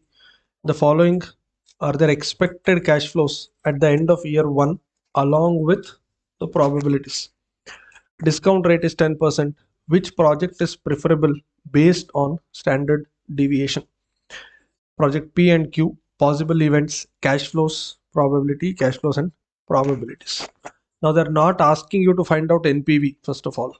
So data may look similar to the sum that we did, but they're not asking you the same thing. They're asking you the deviation, standard deviation. I'll first put the overall explanation on screen, so I'll get some clarity on how to present it. Now let's first consider project P. Don't copy this. Project P has 5 possible outcomes, possible events A, B, C, D, E. That means those numbers can be counted as X, X1, X2, X3, 5 numbers. And there is a probability assigned P1, P2, P3 up to P5. Now, this is my possible event. Now understand, my table is not NPV table. So it won't be year 0, 1, 2, 3, 4. I'm not calculating NPV first. Possible event. And then cash flows are given. These numbers are all X values, X1, X2, X3. Cash flows are given, probabilities are given. This is now P. So there are 5 probable outcomes and those numbers are given to you, 6,000, 0.1 and so on. Once this is set, I will then find out which is the most probable number. Most probable number is nothing but X bar. X bar is P1 X1 plus P2 X2 up to Pn Xn. In this case, number of possible outcomes is 5. That means this will go till P5 X5. This total will give me X bar. Understand, this is the most probable outcome. Don't worry about numbers now. Understand what we are trying to plot in the table. And then we want to know how far is every number from the most probable number. Every number, when I say, I'm referring to X. Most probable number is X bar. Now X minus X bar will tell you the deviation, but the deviation can be both negative and positive. So to nullify the effect of that, we have to square it. Therefore it is X minus X bar square. Understand why we are adding those columns. But which one is going to happen? Any of the 5. Therefore we then multiply that with probability of X minus X bar square. This total is summation of P into X minus X bar square. This number is called variance. This is what I need. And outside the table, variance is equal to, standard deviation is equal to square root of variance. Correct? Doubt? Yeah. Shouldn't the X bar be simply the average of these? Average you can do if the probability is same for all 5. If it is 0.2, 0.2, 0.2, 0.2, 0.2, then you can do average. It's like simple average. When probabilities are different, then understand the weightage of 6,000, weightage of 8,000, weightage of 10,000 is not same. There is a lower chance of 6,000, but a higher chance of 8,000. It is more like doing a weighted average, not simple average. You can do it when the numbers are same.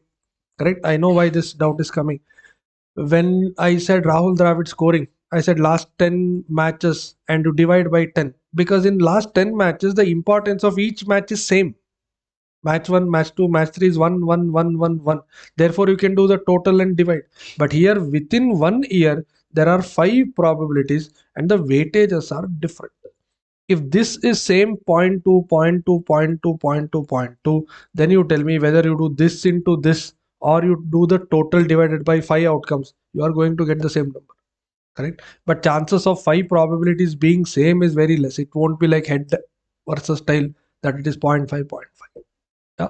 So in simple understand, it is not the simple average, it's the weighted average, because weights are different, because probabilities are different. You can do it in last 10 matches and the runs scored, because match 1, match 2, match 3, match 4 is all match only. So you can then total 48 runs, 56 runs, 21 runs, 37 runs, do the total, divide by 4. That is a simple average. But here the numbers are different because of the probability. So it is weighted average, not simple average. So this is my table. So when you're writing, you need space for total of 6 to 7 columns. Start. Heading project P.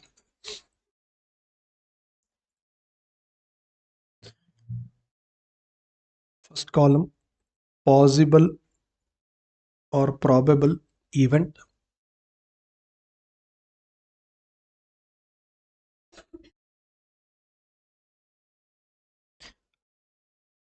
Then you have cash flow, which we understand as X.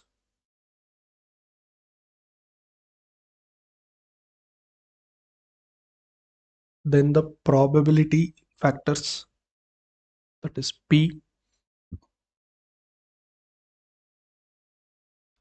Now once you have X and P, you will get X bar, and then you have to compare each number with X bar. So it is X minus X bar.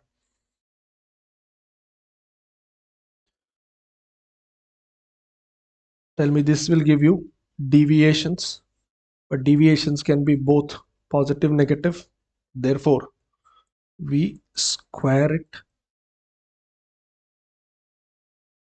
to nullify the effect of negative number, and then multiply that with the probability factor P into X minus X bar square.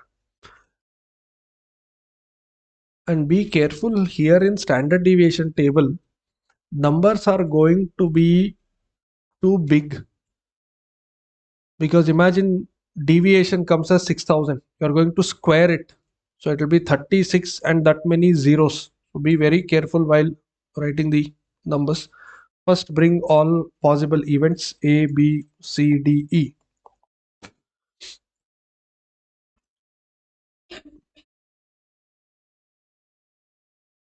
One of the 5 will happen. If A becomes a reality, cash flow will be 6,000. But chances of that is only 10%, which is written as 0.1.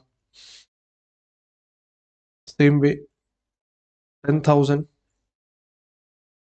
12,000, 14,500, 19,100, 0.4, 0.25 and 0.05.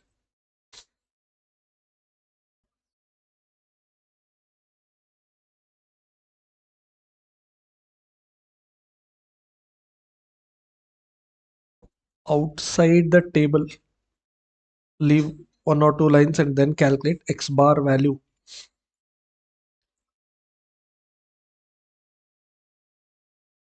Understand the meaning of X bar.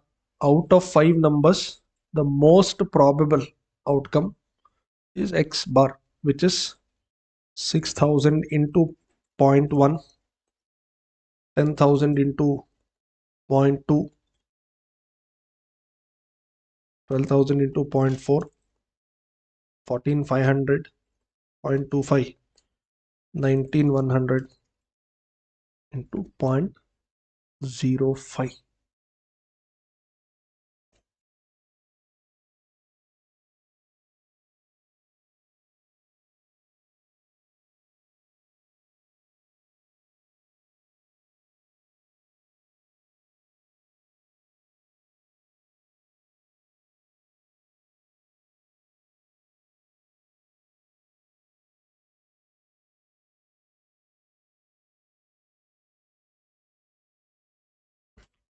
Anybody? X bar number? 11980. This is the most probable outcome. And now you need to see how far are these individual numbers. So it will be 6,000 minus 11,980. Difference can be positive or negative, because later anyway you'll be squaring it. Not to worry. You get what? 5980, correct? Negative 5980. My suggestion in Calci, it is faster if you complete row wise. You already have 5980, immediately do square, immediately multiply with P and put this number. You can go a little faster that way than doing column wise.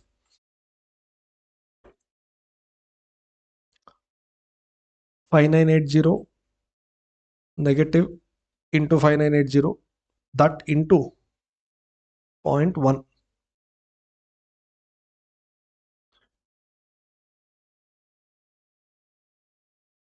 If anyone has last column number for A, read the digits: 35, 70, 6040.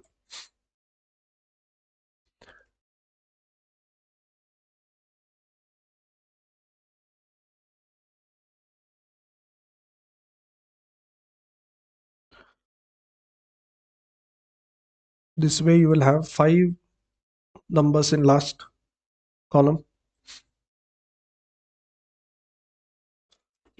and the total of that is called variance. Remember what you have written: summation of P into X minus X bar square.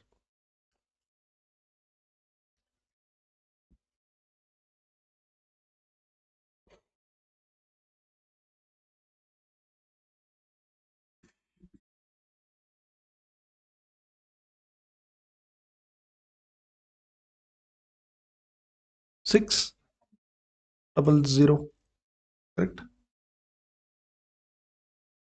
No, variance is correct. I'll just wait.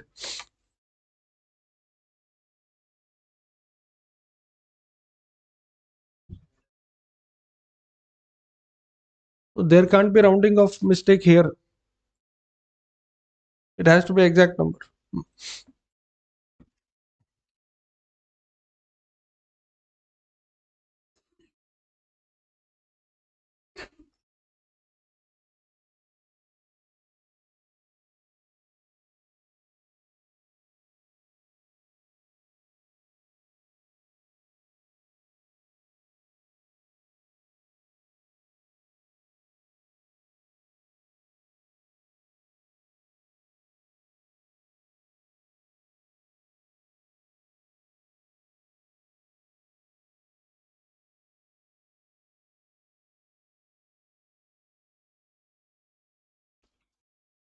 Anyone has the SD?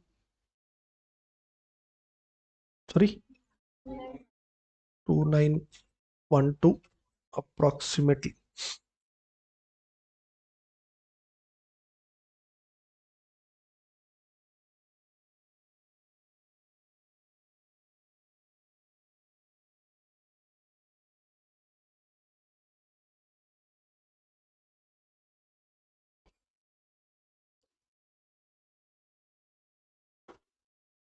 Those who have completed first project, you can try project Q.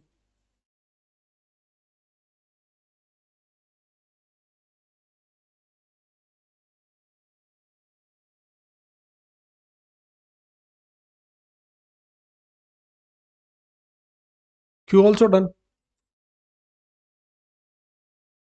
Have laptop with you? No.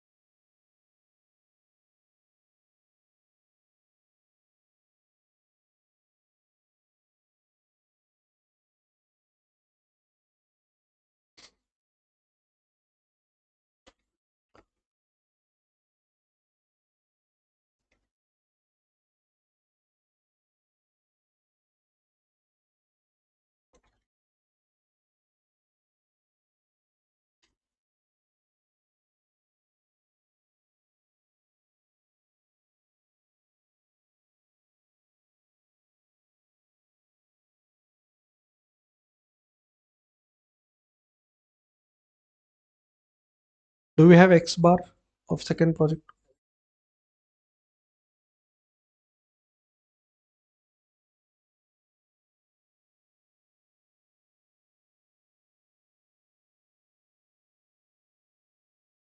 Second variance.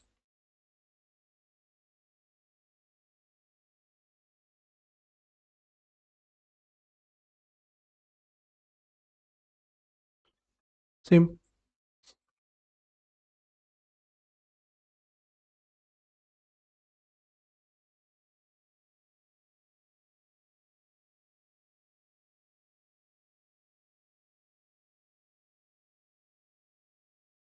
Those who have completed understand the meaning. 17600 is what we are expecting, but it can go up and down to the extent of 5887.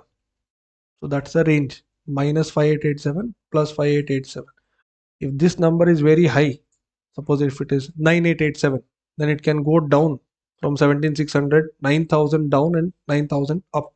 That's why you need a lower SD, because the fluctuation, the range of fluctuation will be lower, right? What if this is just 187?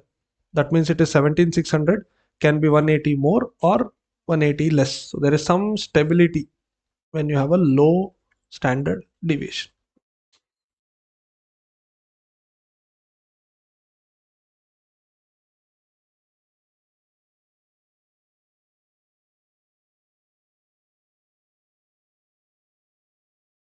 Those who have completed, think and tell me where else we can use standard deviation to solve real life problems, not Rahul Dravid, Virendra Sehwag. That's also a real life problem.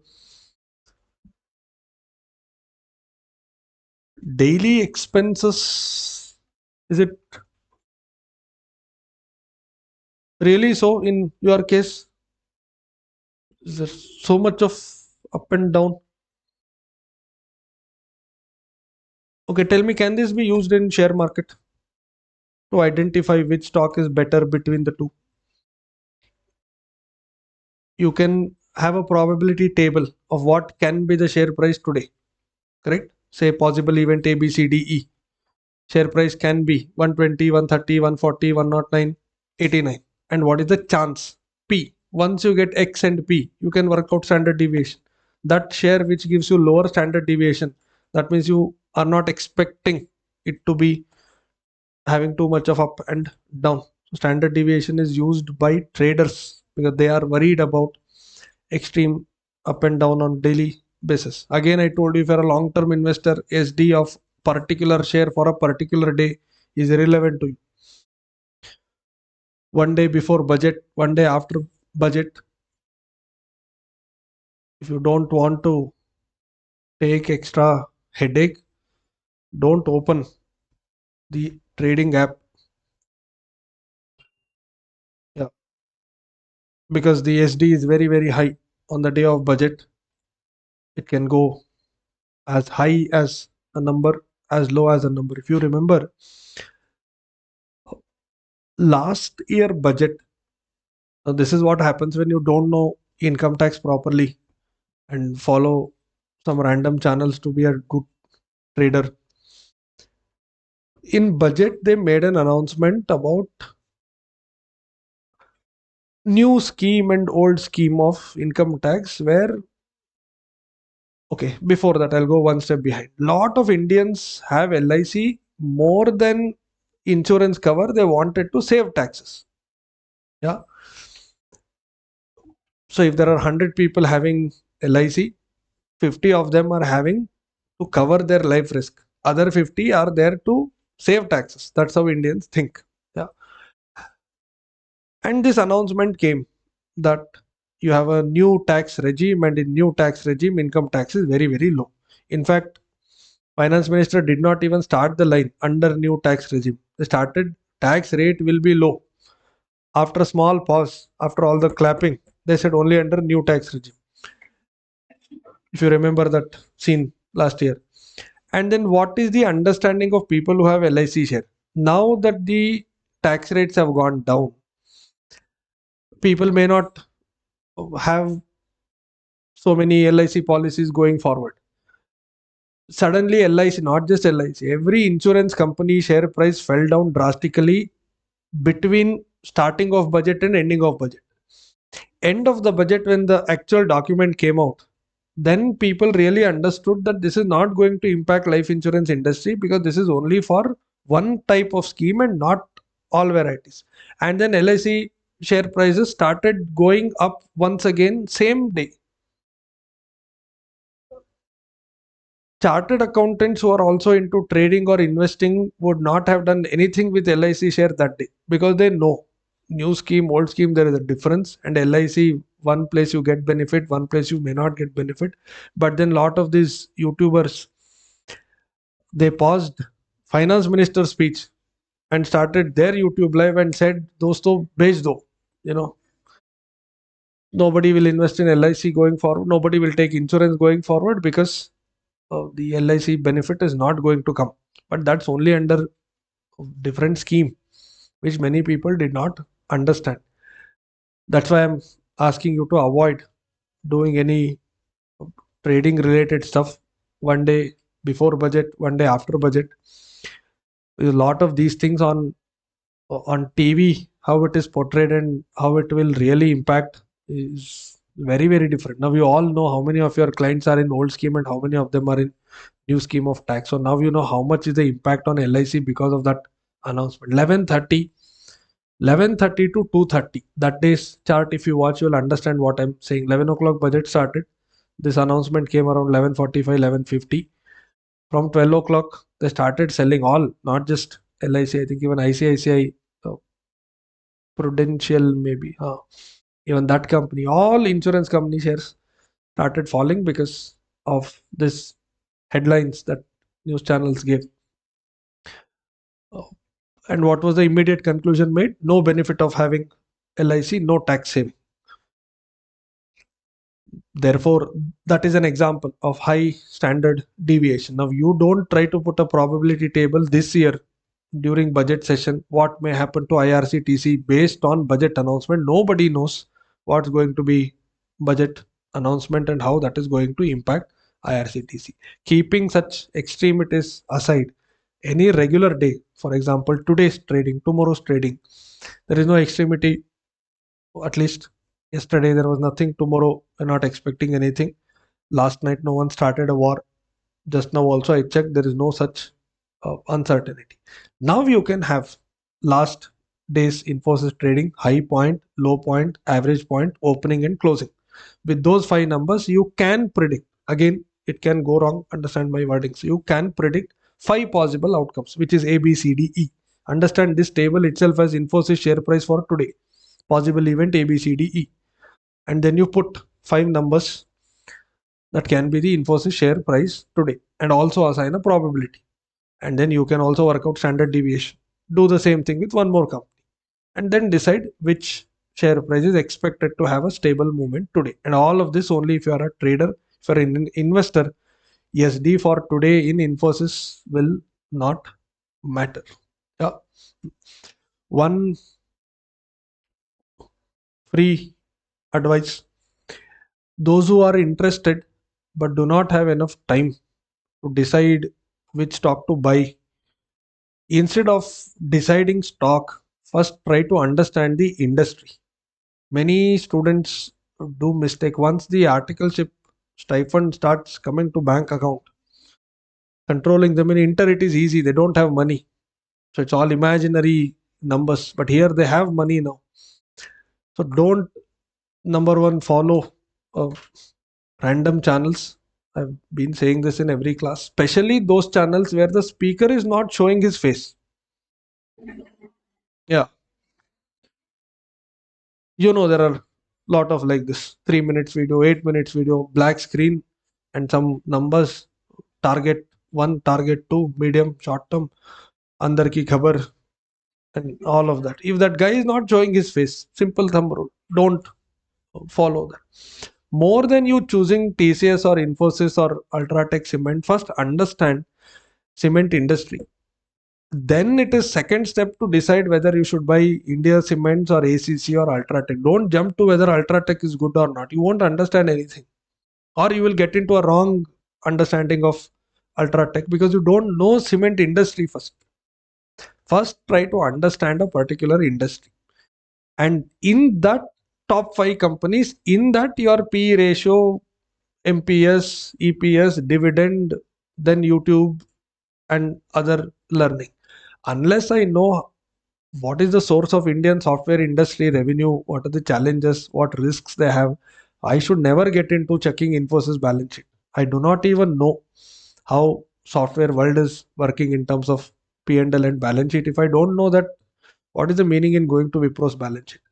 Suppose if you start, say it takes 3 months, you understood cement industry properly. Indian cement industry, real estate industry, construction, raw material of cement industry, competitors, everything about cement industry you know. But you are still not sure of which cement company is better out of 5. Understanding what I'm saying? And then check, those who have demat accounts can check, there is something called BEES, BEES. Okay. You do not have to decide which software company. You can just buy something called ITBs. ITB is basically total of all software shares. This number, one share of Infosys, one share of Wipro, one share of HCL Tech, and so on. This total they divide by 1000 and they create one unit, and that one unit is called ITBs.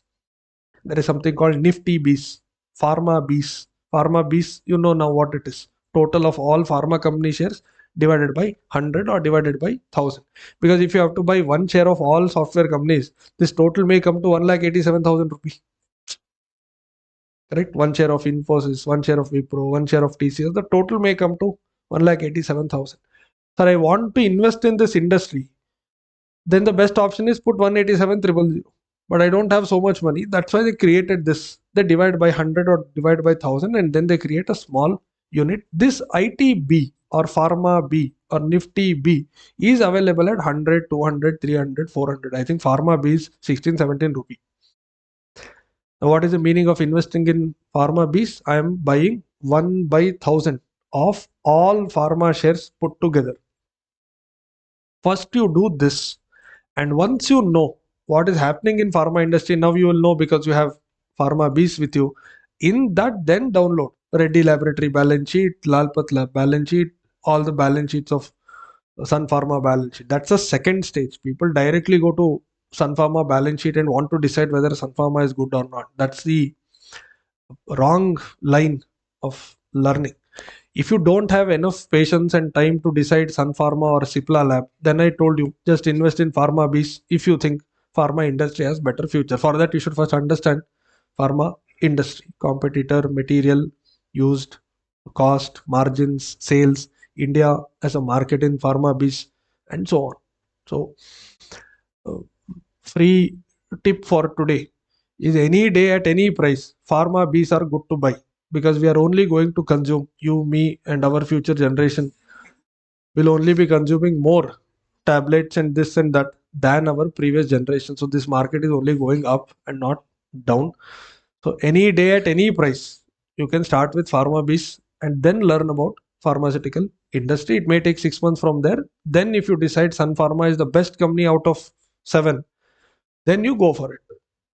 But for that, you should first understand the movement of Bs. If you buy Nifty Bs, I think Nifty B is somewhere around 230, 240 today. Nifty B is basically Nifty range. I think somewhere around 21,000. I'll take 21,000. They'll divide this by 100. So it comes to 200, 100 or 1000.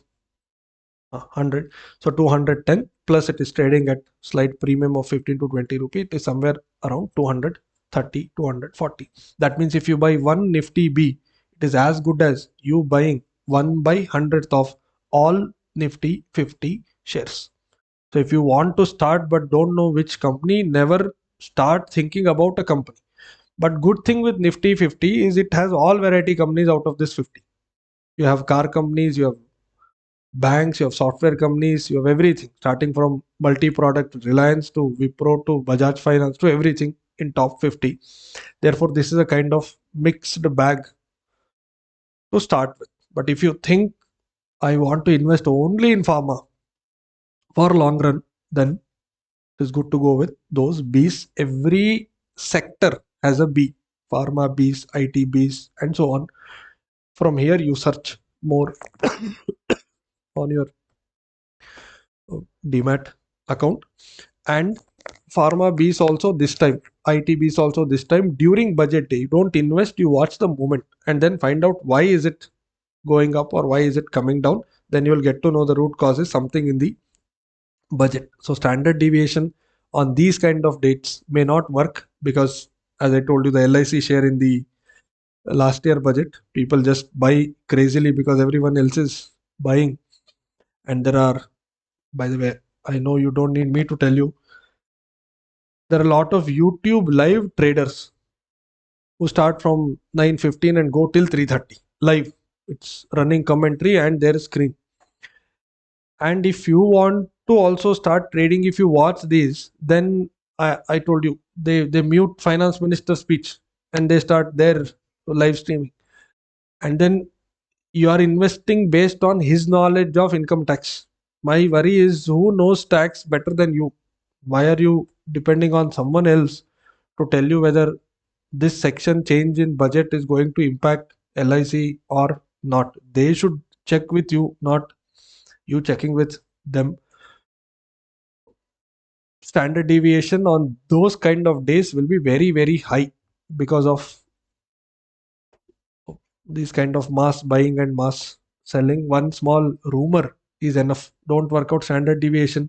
If there is a news now that Reliance Mukesh Ambani is admitted to hospital, then you know what is going to happen to standard deviation of Reliance today. Therefore, for a shorter period, standard deviation won't give you real sense. You have to work out for a longer duration. So fake news, some rumors, some TV channels, some intentionally uh, circulated news channels to bring down the prices, these things will impact your share movement, and that day standard deviation will be like this. If you are following stock market, IRCTC also used to be like this couple of months ago. 11 o'clock government gave a notification that IRCTC should share some portion of their revenue with government of India. Now what happens? Shareholders of IRCTC were unhappy with this. First of all, IRCTC is a PSU. On top of that, in the revenue, they wanted some sharing. This notification came at 11 o'clock in the morning. IRCTC prices went down to something called lower circuit. You will learn about it in another topic. And then by 2:30, they gave a clarification also. No, that is still in discussion. That's not an official notification. It came back to where it was at 11 o'clock. Therefore, standard deviation on those kind of days will really not make sense because your one X and another X is 800 and 1200. Correct? Share price will never move like that, except in case of Adani shares couple of months ago had 5% up, 5% down happening on same day. Understand, that is the meaning of high standard deviation. So standard deviation should be worked out for a week movement or month movement than for daily movements. Now, when we learned NPV, this was purely about how much we earn. Now, when we learned about SD, it is purely about the risk. In NPV method, yesterday's sum and today initial 2-3 sums, our conclusion was based on higher NPV. And in SD, our conclusion is based on lower SD. But then shouldn't it be a combination of both? NPV tells you how much you earn. SD tells you what is the level of risk that you take. An investor may be ready to take a high risky project if there is proportionately high amount of NPV also. Correct? NPV looks only from earning perspective. SD looks only from risk perspective. Here you are choosing higher earning and here you are choosing lower risk, lower standard deviation. But in reality, it's the combination. People are ready to take high risk provided they are going to get high returns. The combination of these two is coefficient of variation. So any problem where coefficient of variation is to be calculated, you need SD, you need X bar, you need both. X bar is how much you earn. Standard deviation is what is the risk. Now, if you combine both, you'll get to know what is the level of risk taken for each rupee of earning. Understand, it's a combination. First, let's write the conclusion for previous. Now tell me project, some project P has lower SD, correct? It was 2912 and here it is 5887. A lower SD is better. Start writing. Considering lower standard deviation. This is last sum conclusion. Considering lower standard deviation, comma, project P is preferable. Project P is preferable.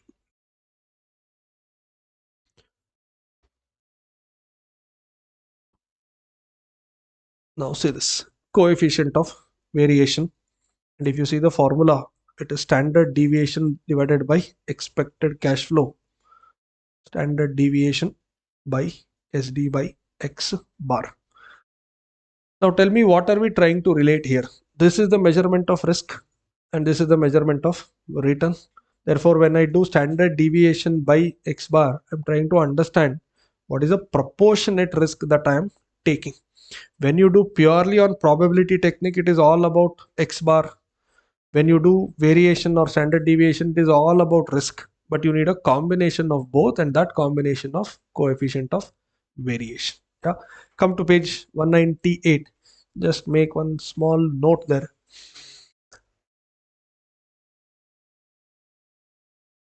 I think there you have written up to SD, high SD and low SD. CV is equal to standard deviation divided by X bar. Standard deviation divided by X bar.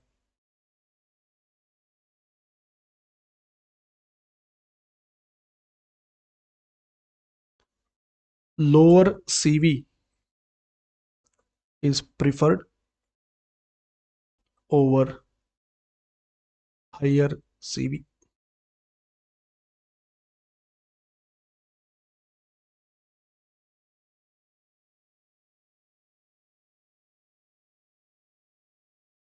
Yes. Come back to the text, page number 9. Now, why is it lower CV preferred over higher CV? Whenever you don't understand a formula, put some numbers. It will start making sense to you. Suppose this is 4,000 and this is 1,000. Now, to earn each rupee of X bar, how much is the risk that I am taking? So 4,000 by 1,000, this number is 4. Compare this with another project. X bar is same 1,000, but standard deviation is 5,000.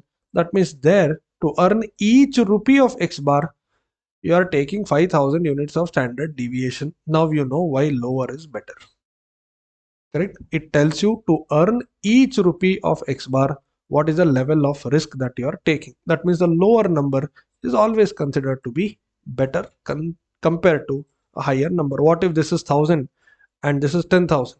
That means to earn each rupee, you are taking 10 units of standard deviation. Forget rupee, it can be any two numbers, correct? Numerator and denominator. When I do 10 by 1, for each rupee of denominator, there is 10 times of numerator. So you avoid having high coefficient of variation.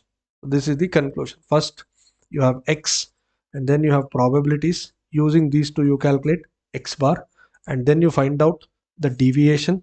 Deviation can be both positive, negative. So you square it. You multiply that with the probabilities because all won't happen. One of the 5 will happen. Then you do the summation. You get the variance. And when you do the square root of variance, you get standard deviation. This is the measurement of risk. X bar is what you're going to earn. SD is the risk that you are taking. And I want to know the proportionate risk that I'm taking. Therefore, I do SD divided by X bar. To earn each rupee of X bar, how much is the proportionate risk that I'm taking. Therefore, a lower CV is better than a higher CV. Yes. Imagine you work out a sum where SD is same for both the projects. Correct? Say project P, project Q. standard deviation is same 2000, 2000. Then how will you write the conclusion? Then you will compare the coefficient of variation. Risk is same, but here x bar is 10,000, here x bar is only 4,000. So why will I take equal risk when my cash inflows are lower in second project? What if that is also same? Then you consider other factors. You will not consider risk and return, because risk and return in both A and B is same. What if this is also 10 and this is also 10? Now X bar won't help you to conclude, SD will not help you, CV will also be same.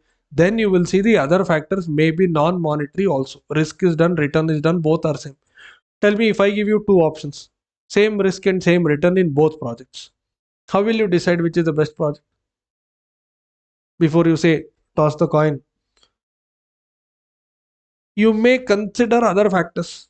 Correct? If I am running a business and I have two products, both X bar is same, SD is same, therefore even CV is same, then how will I decide? I'll then decide based on other factors, what competitors are doing, what is the trend in the market, what is the requirement of my customers.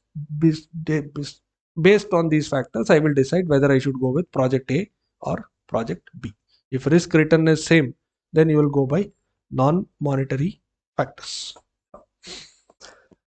Coming back, so standard deviation by expected cash flow. Read, the coefficient of variation enables the management to calculate the risk borne by concern for every unit of estimated return. Understand, return is X bar, risk is SD.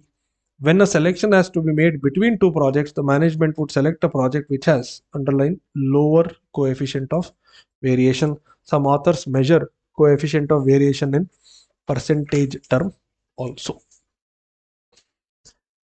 Classwork number 6.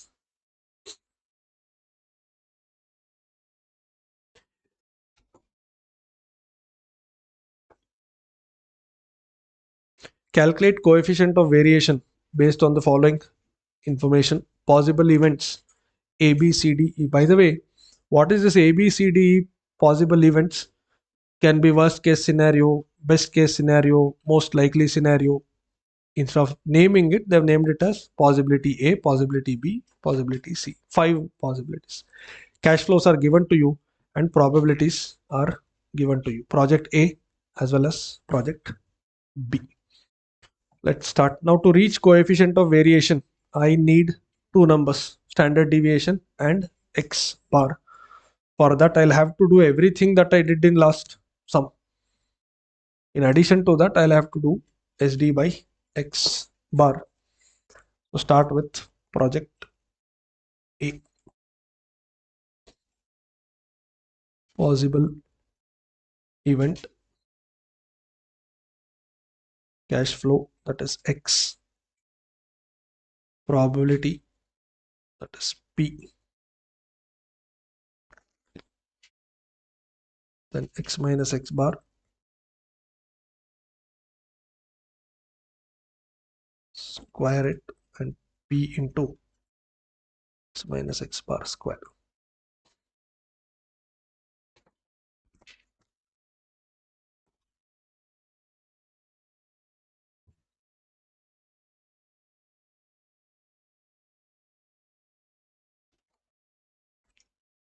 Five expected outcomes.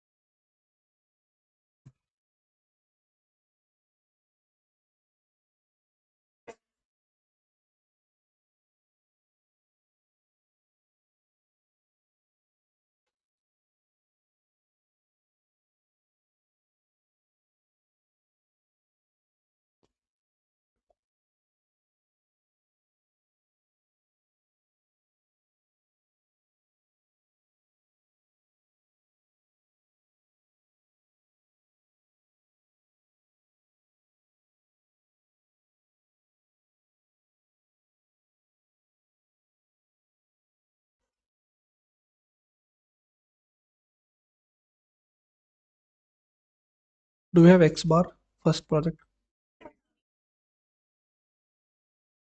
Correct? Ah,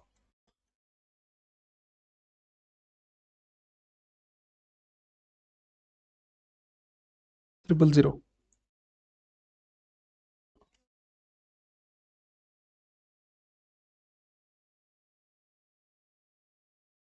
68. Yeah.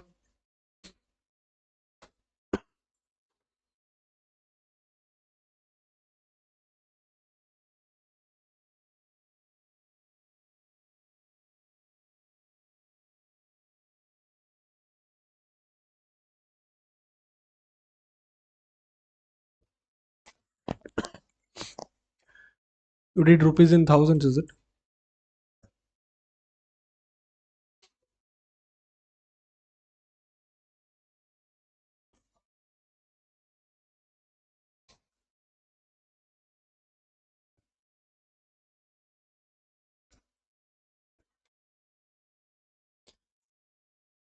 Before you try project B, they did not ask you this. They've asked you coefficient of variation, not just SD. The coefficient of variation is standard deviation by mean or X bar, which is 9968 by 50,800.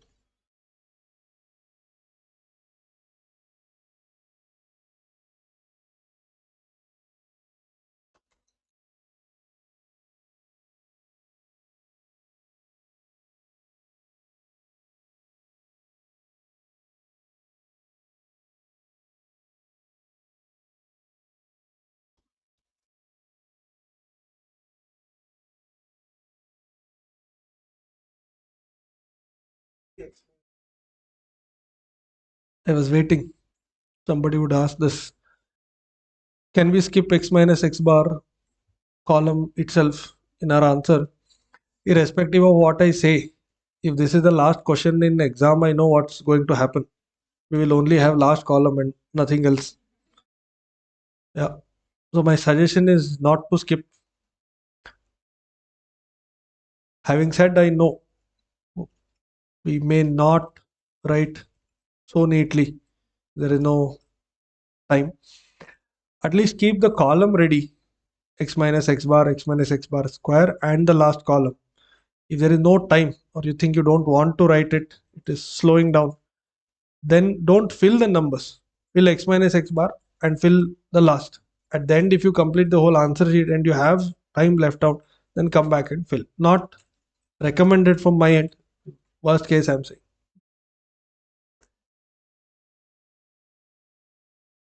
Anyone has the second project X bar?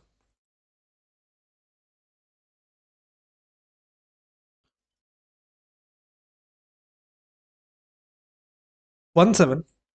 Sorry. 17480. Variance. Anyone?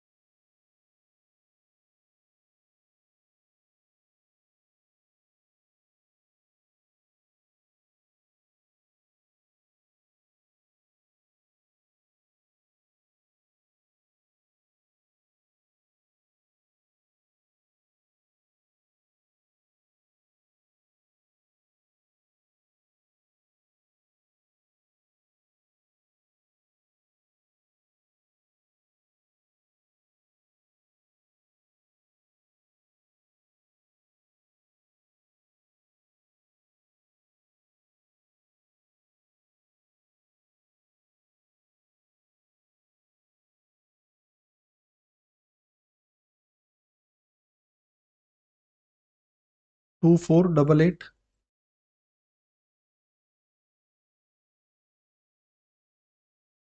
Just check once.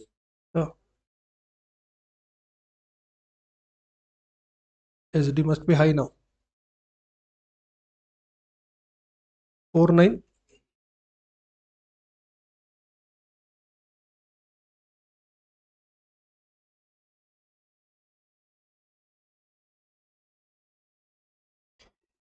the first project, did I miss a zero here? That's what I was thinking. 99360000.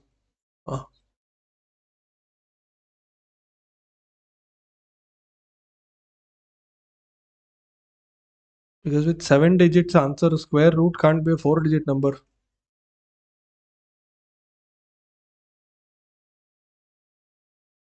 Therefore, CV is 4968 by 17480.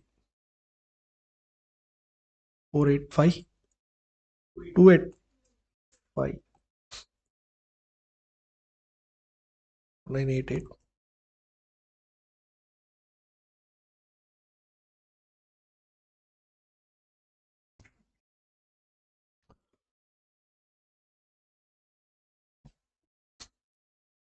Now in the textbook there was this line, some authors measure it in percentage term, the CV, last line in previous page. So 0.196 can be understood as 19.6%. If you see CV in percentage, understand 28.5% is nothing but 0.285. Some books even do into 100 here itself. So you get the answer in percentage term straight away. So CV is either 0.196, or suppose if it is MCQ and you have 19.6%, you are good to tick. It is measured either in absolute value or in percentage term. You need a lower number because this represents a proportionate risk that's taken.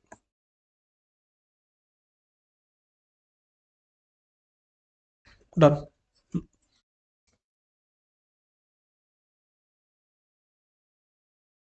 If you, okay, before that, how many of you have, I'm not asking actively participate, how many of you have a demat account? Okay. How many of you actively participate in buying, selling? Need not be trading type, at least once in a month, once in 2 months. Okay. In all your apps, if you select a stock and scroll down a bit, there is something called riskometer. Okay. Those who do not have, you can search this on moneycontrol.com website also. Riskometer. Now you know how they reach riskometer. Is this itself, correct? So riskometer from green to light green to yellow, red to dark red. So if you are investing in a project whose riskometer is on this, I don't know who invented this name. If this is here, then understand. Every mutual fund website also you can search. There is riskometer in every mutual fund website, and it is mandatory on every mutual fund. If you download their PDF mutual fund document, end of that document, last page is riskometer itself. And riskometer is based on standard deviation of the earnings that a mutual fund is generating, because in that ad they only say it is subject to risk, but the risk has to be measured. And for that, instead of giving numbers, if you give numbers, you have to again explain to reader what is the meaning of 19.8%. Instead, they have a riskometer 0 to 5, 5 to 10, 10 to 15, 15 to 20, above 20. Above 20%, if you are getting coefficient of variation, then it will come in high risk. And that is one indication of whether to invest in that particular mutual fund or not. Those who don't have app, the best source to start learning is Money Control website. If you are not very comfortable in reading newspaper, or if it is boring to you, then the good app is Money Control. More than app, I find it very user friendly on website, the desktop and laptop version, than the app. In app, it is difficult to read and understand the data. There is so much on Money Control website, but website it is much clearer. You have proper tables, because in mobile it won't fit in that screen, so they show it in a different way, which is little difficult. And for everything there is a click here button, because they can't put so much in screen. On tab or laptop or computer, any share you want to know about, the best source is type that company name and type money control. So Reliance Industries Limited money control. It will take you to that website. It tells you everything about its SD, about its CV, about its price movement. They may have different terms. You will learn over a period. Riskometer is also one thing. You can search riskometer of any mutual fund name you type. Most likely it will take you to money control website only once again. And in that, if you scroll down at the end, you normally have this meter. That meter is based on standard deviation and coefficient of variation. So for MCQ format, what they can do, they may give you X bar in the question and ask you to calculate only SD. Therefore, you're anyway MCQ, you can skip any column now. You're free to do it. Now tell me, if X bar is given, say 125, and they want SD, and if this is a MCQ pattern question, from where do we start our answer? You don't need to write this A, B, C, D, E, correct? You already have X in the question. X bar is given to them. That means you can directly start the answer with X minus X bar. That too, once you get in calci, you can do square there itself. And then P will also be given. You can do till this and hit memory plus in your calci. So that row 1 last number is ready. Like this 5 numbers, the total of that is your variance. You hit the square root button, you directly get SD. Then you don't have to worry. It won't take the table when writing may appear to be a 5 minutes activity. If X bar is ready in the question and if it's MCQ, you actually don't need too much of time. You can try for one of this. If X bar is already given, then what to try in calci? Whatever number you have, 40,000, do this in calci. 40,000 minus 5,800, correct? Whatever you have into same number, correct? That will be square and into its P, which is 0.2, and the number that you have will now go to memory plus. This way, 5 line items, then memory recall, then the square root, and that button is also ready for you. You don't have to even do one more step outside the calci. So you can do fully if the X bar is given. They can even give SD, they can give X bar, ask you to calculate CV, or a reverse working question where CV is given, X bar is given, they want you to calculate standard deviation. All of that can happen. Remember, CV is the connecting point between SD and X bar. Next. Did we write conclusion for previous? No. The one having lower CV. They have not asked, is it? They only said calculate coefficient of variation. You can write it as class note. Considering lower CV, considering lower CV, comma, project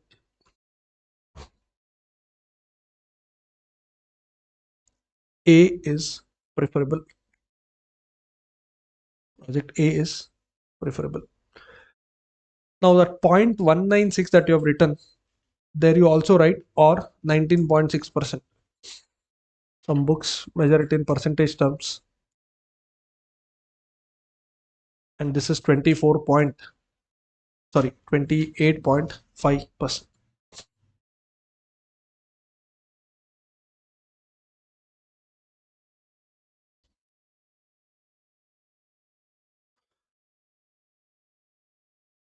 Next method is a time pass method. Next and next to next, both can be only MCQ. They can and they should never, they cannot and they should never ask a descriptive question. You will realize, see, risk adjusted discount rate. The use of RADR is based on the concept that investors demand higher return from risky projects if the risk associated with any investment project is higher than the risk involved in similar kind of project.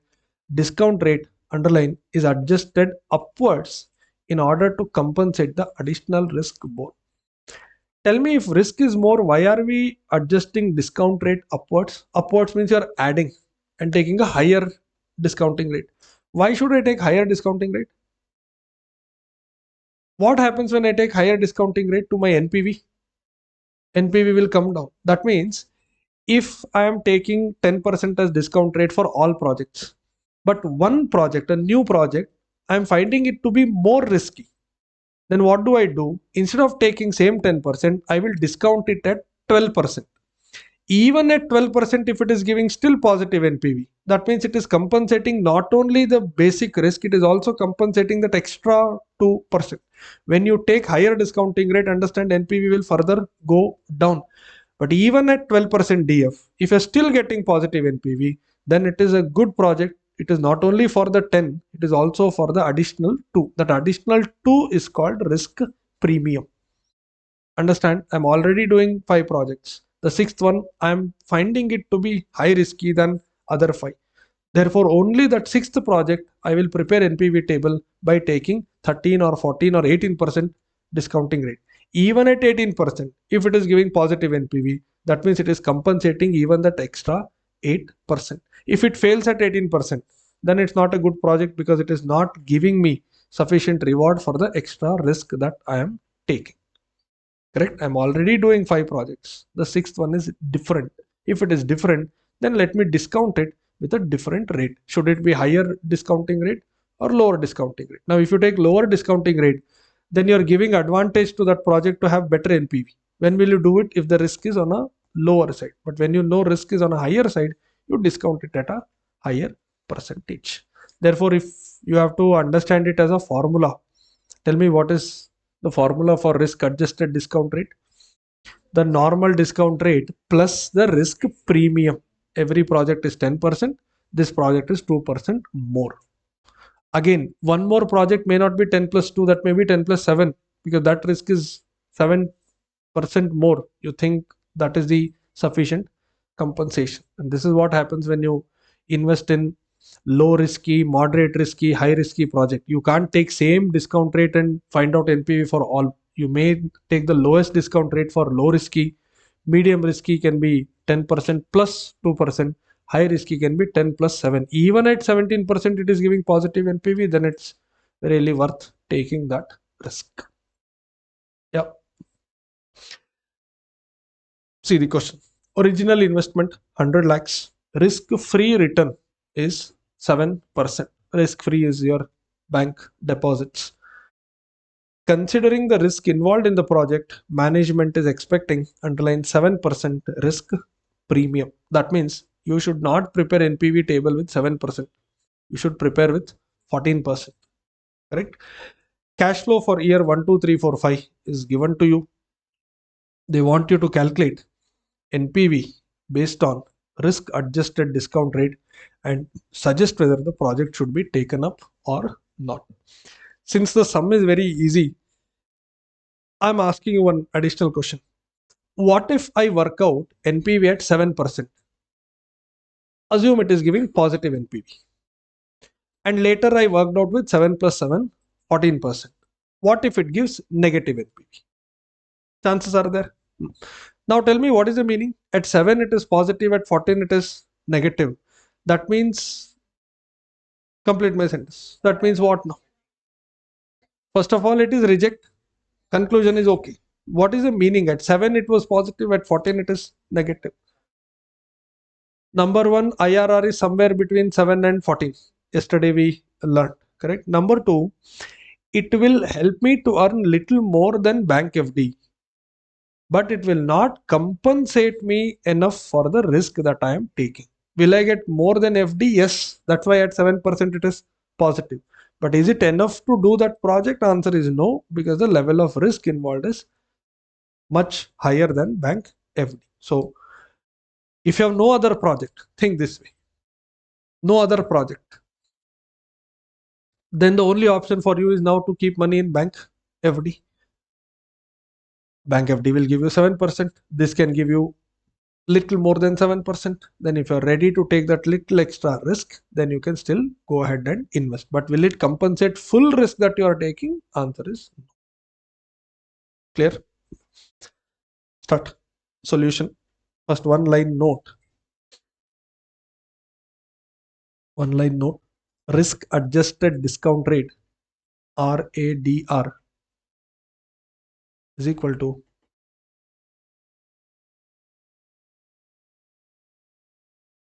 tell me theoretically what should be the formula. risk-free rate plus risk premium. Write down risk-free rate plus risk premium. Next line, that is 7% plus 7% is equal to 14%. Understand, other projects I may be doing 7 plus 3, maybe 7 plus 4, 7 plus 1, because 7 is there all the time. Any day I can decide to stop a project and put that money in FD. But I need something extra, that's why I started the business. But in business, I have many varieties of projects. Level of risk is different. Therefore, first 7 I keep constant. The additional premium I change depending upon level of risk involved. Yes. Now, what are we supposed to do? Prepare NPV table by considering 14% as DF. Simple table, statement of NPV. Statement of NPV. Year 0,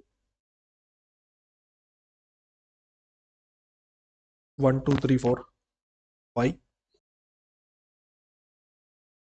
Cash flows are given. Discounting factor is 14%, and then you get discounted cash flow, DCF or DCF 80.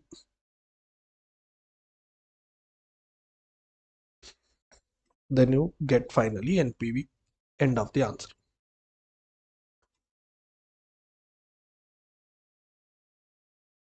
Maximum this can be MCQ, not a descriptive question.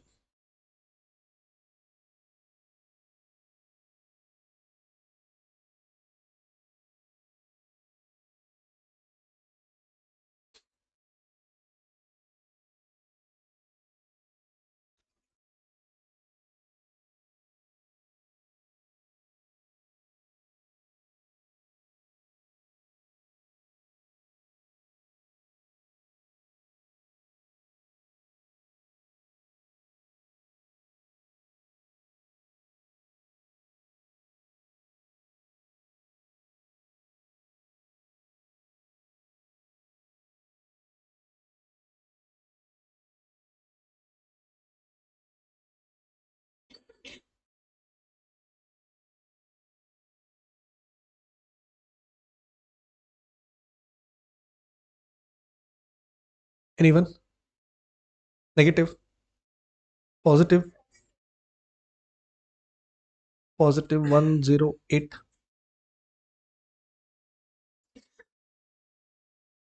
Understand at 14% itself, if you are positive, at 7% you have much bigger positive number.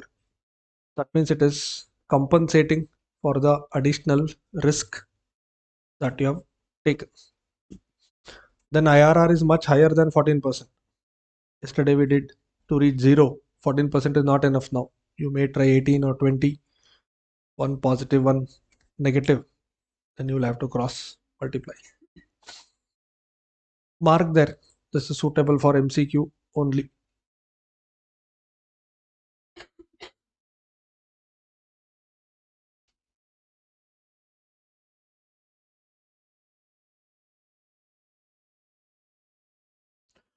It's already 9:30. Better we will close today's session.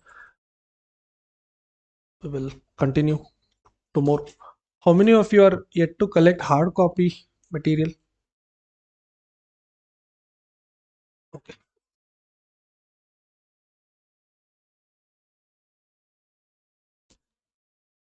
How many of you are yet to join the Telegram group? First of all, do you guys have Telegram app? If you have it, then they will send a link, because by default others can't add you to any group. You'll have to accept, there is some privacy setting. Therefore, open the app. You might have one request from Yash's Academy office. Then join there. Hard copy materials, those who are yet to collect, I will check with them. Yesterday they dispatched books for students who have taken pen drives and recordings. I think they're getting additional printouts today. I will confirm it to you on Telegram group about the book by today evening. Okay. We'll meet tomorrow. Thank you so much.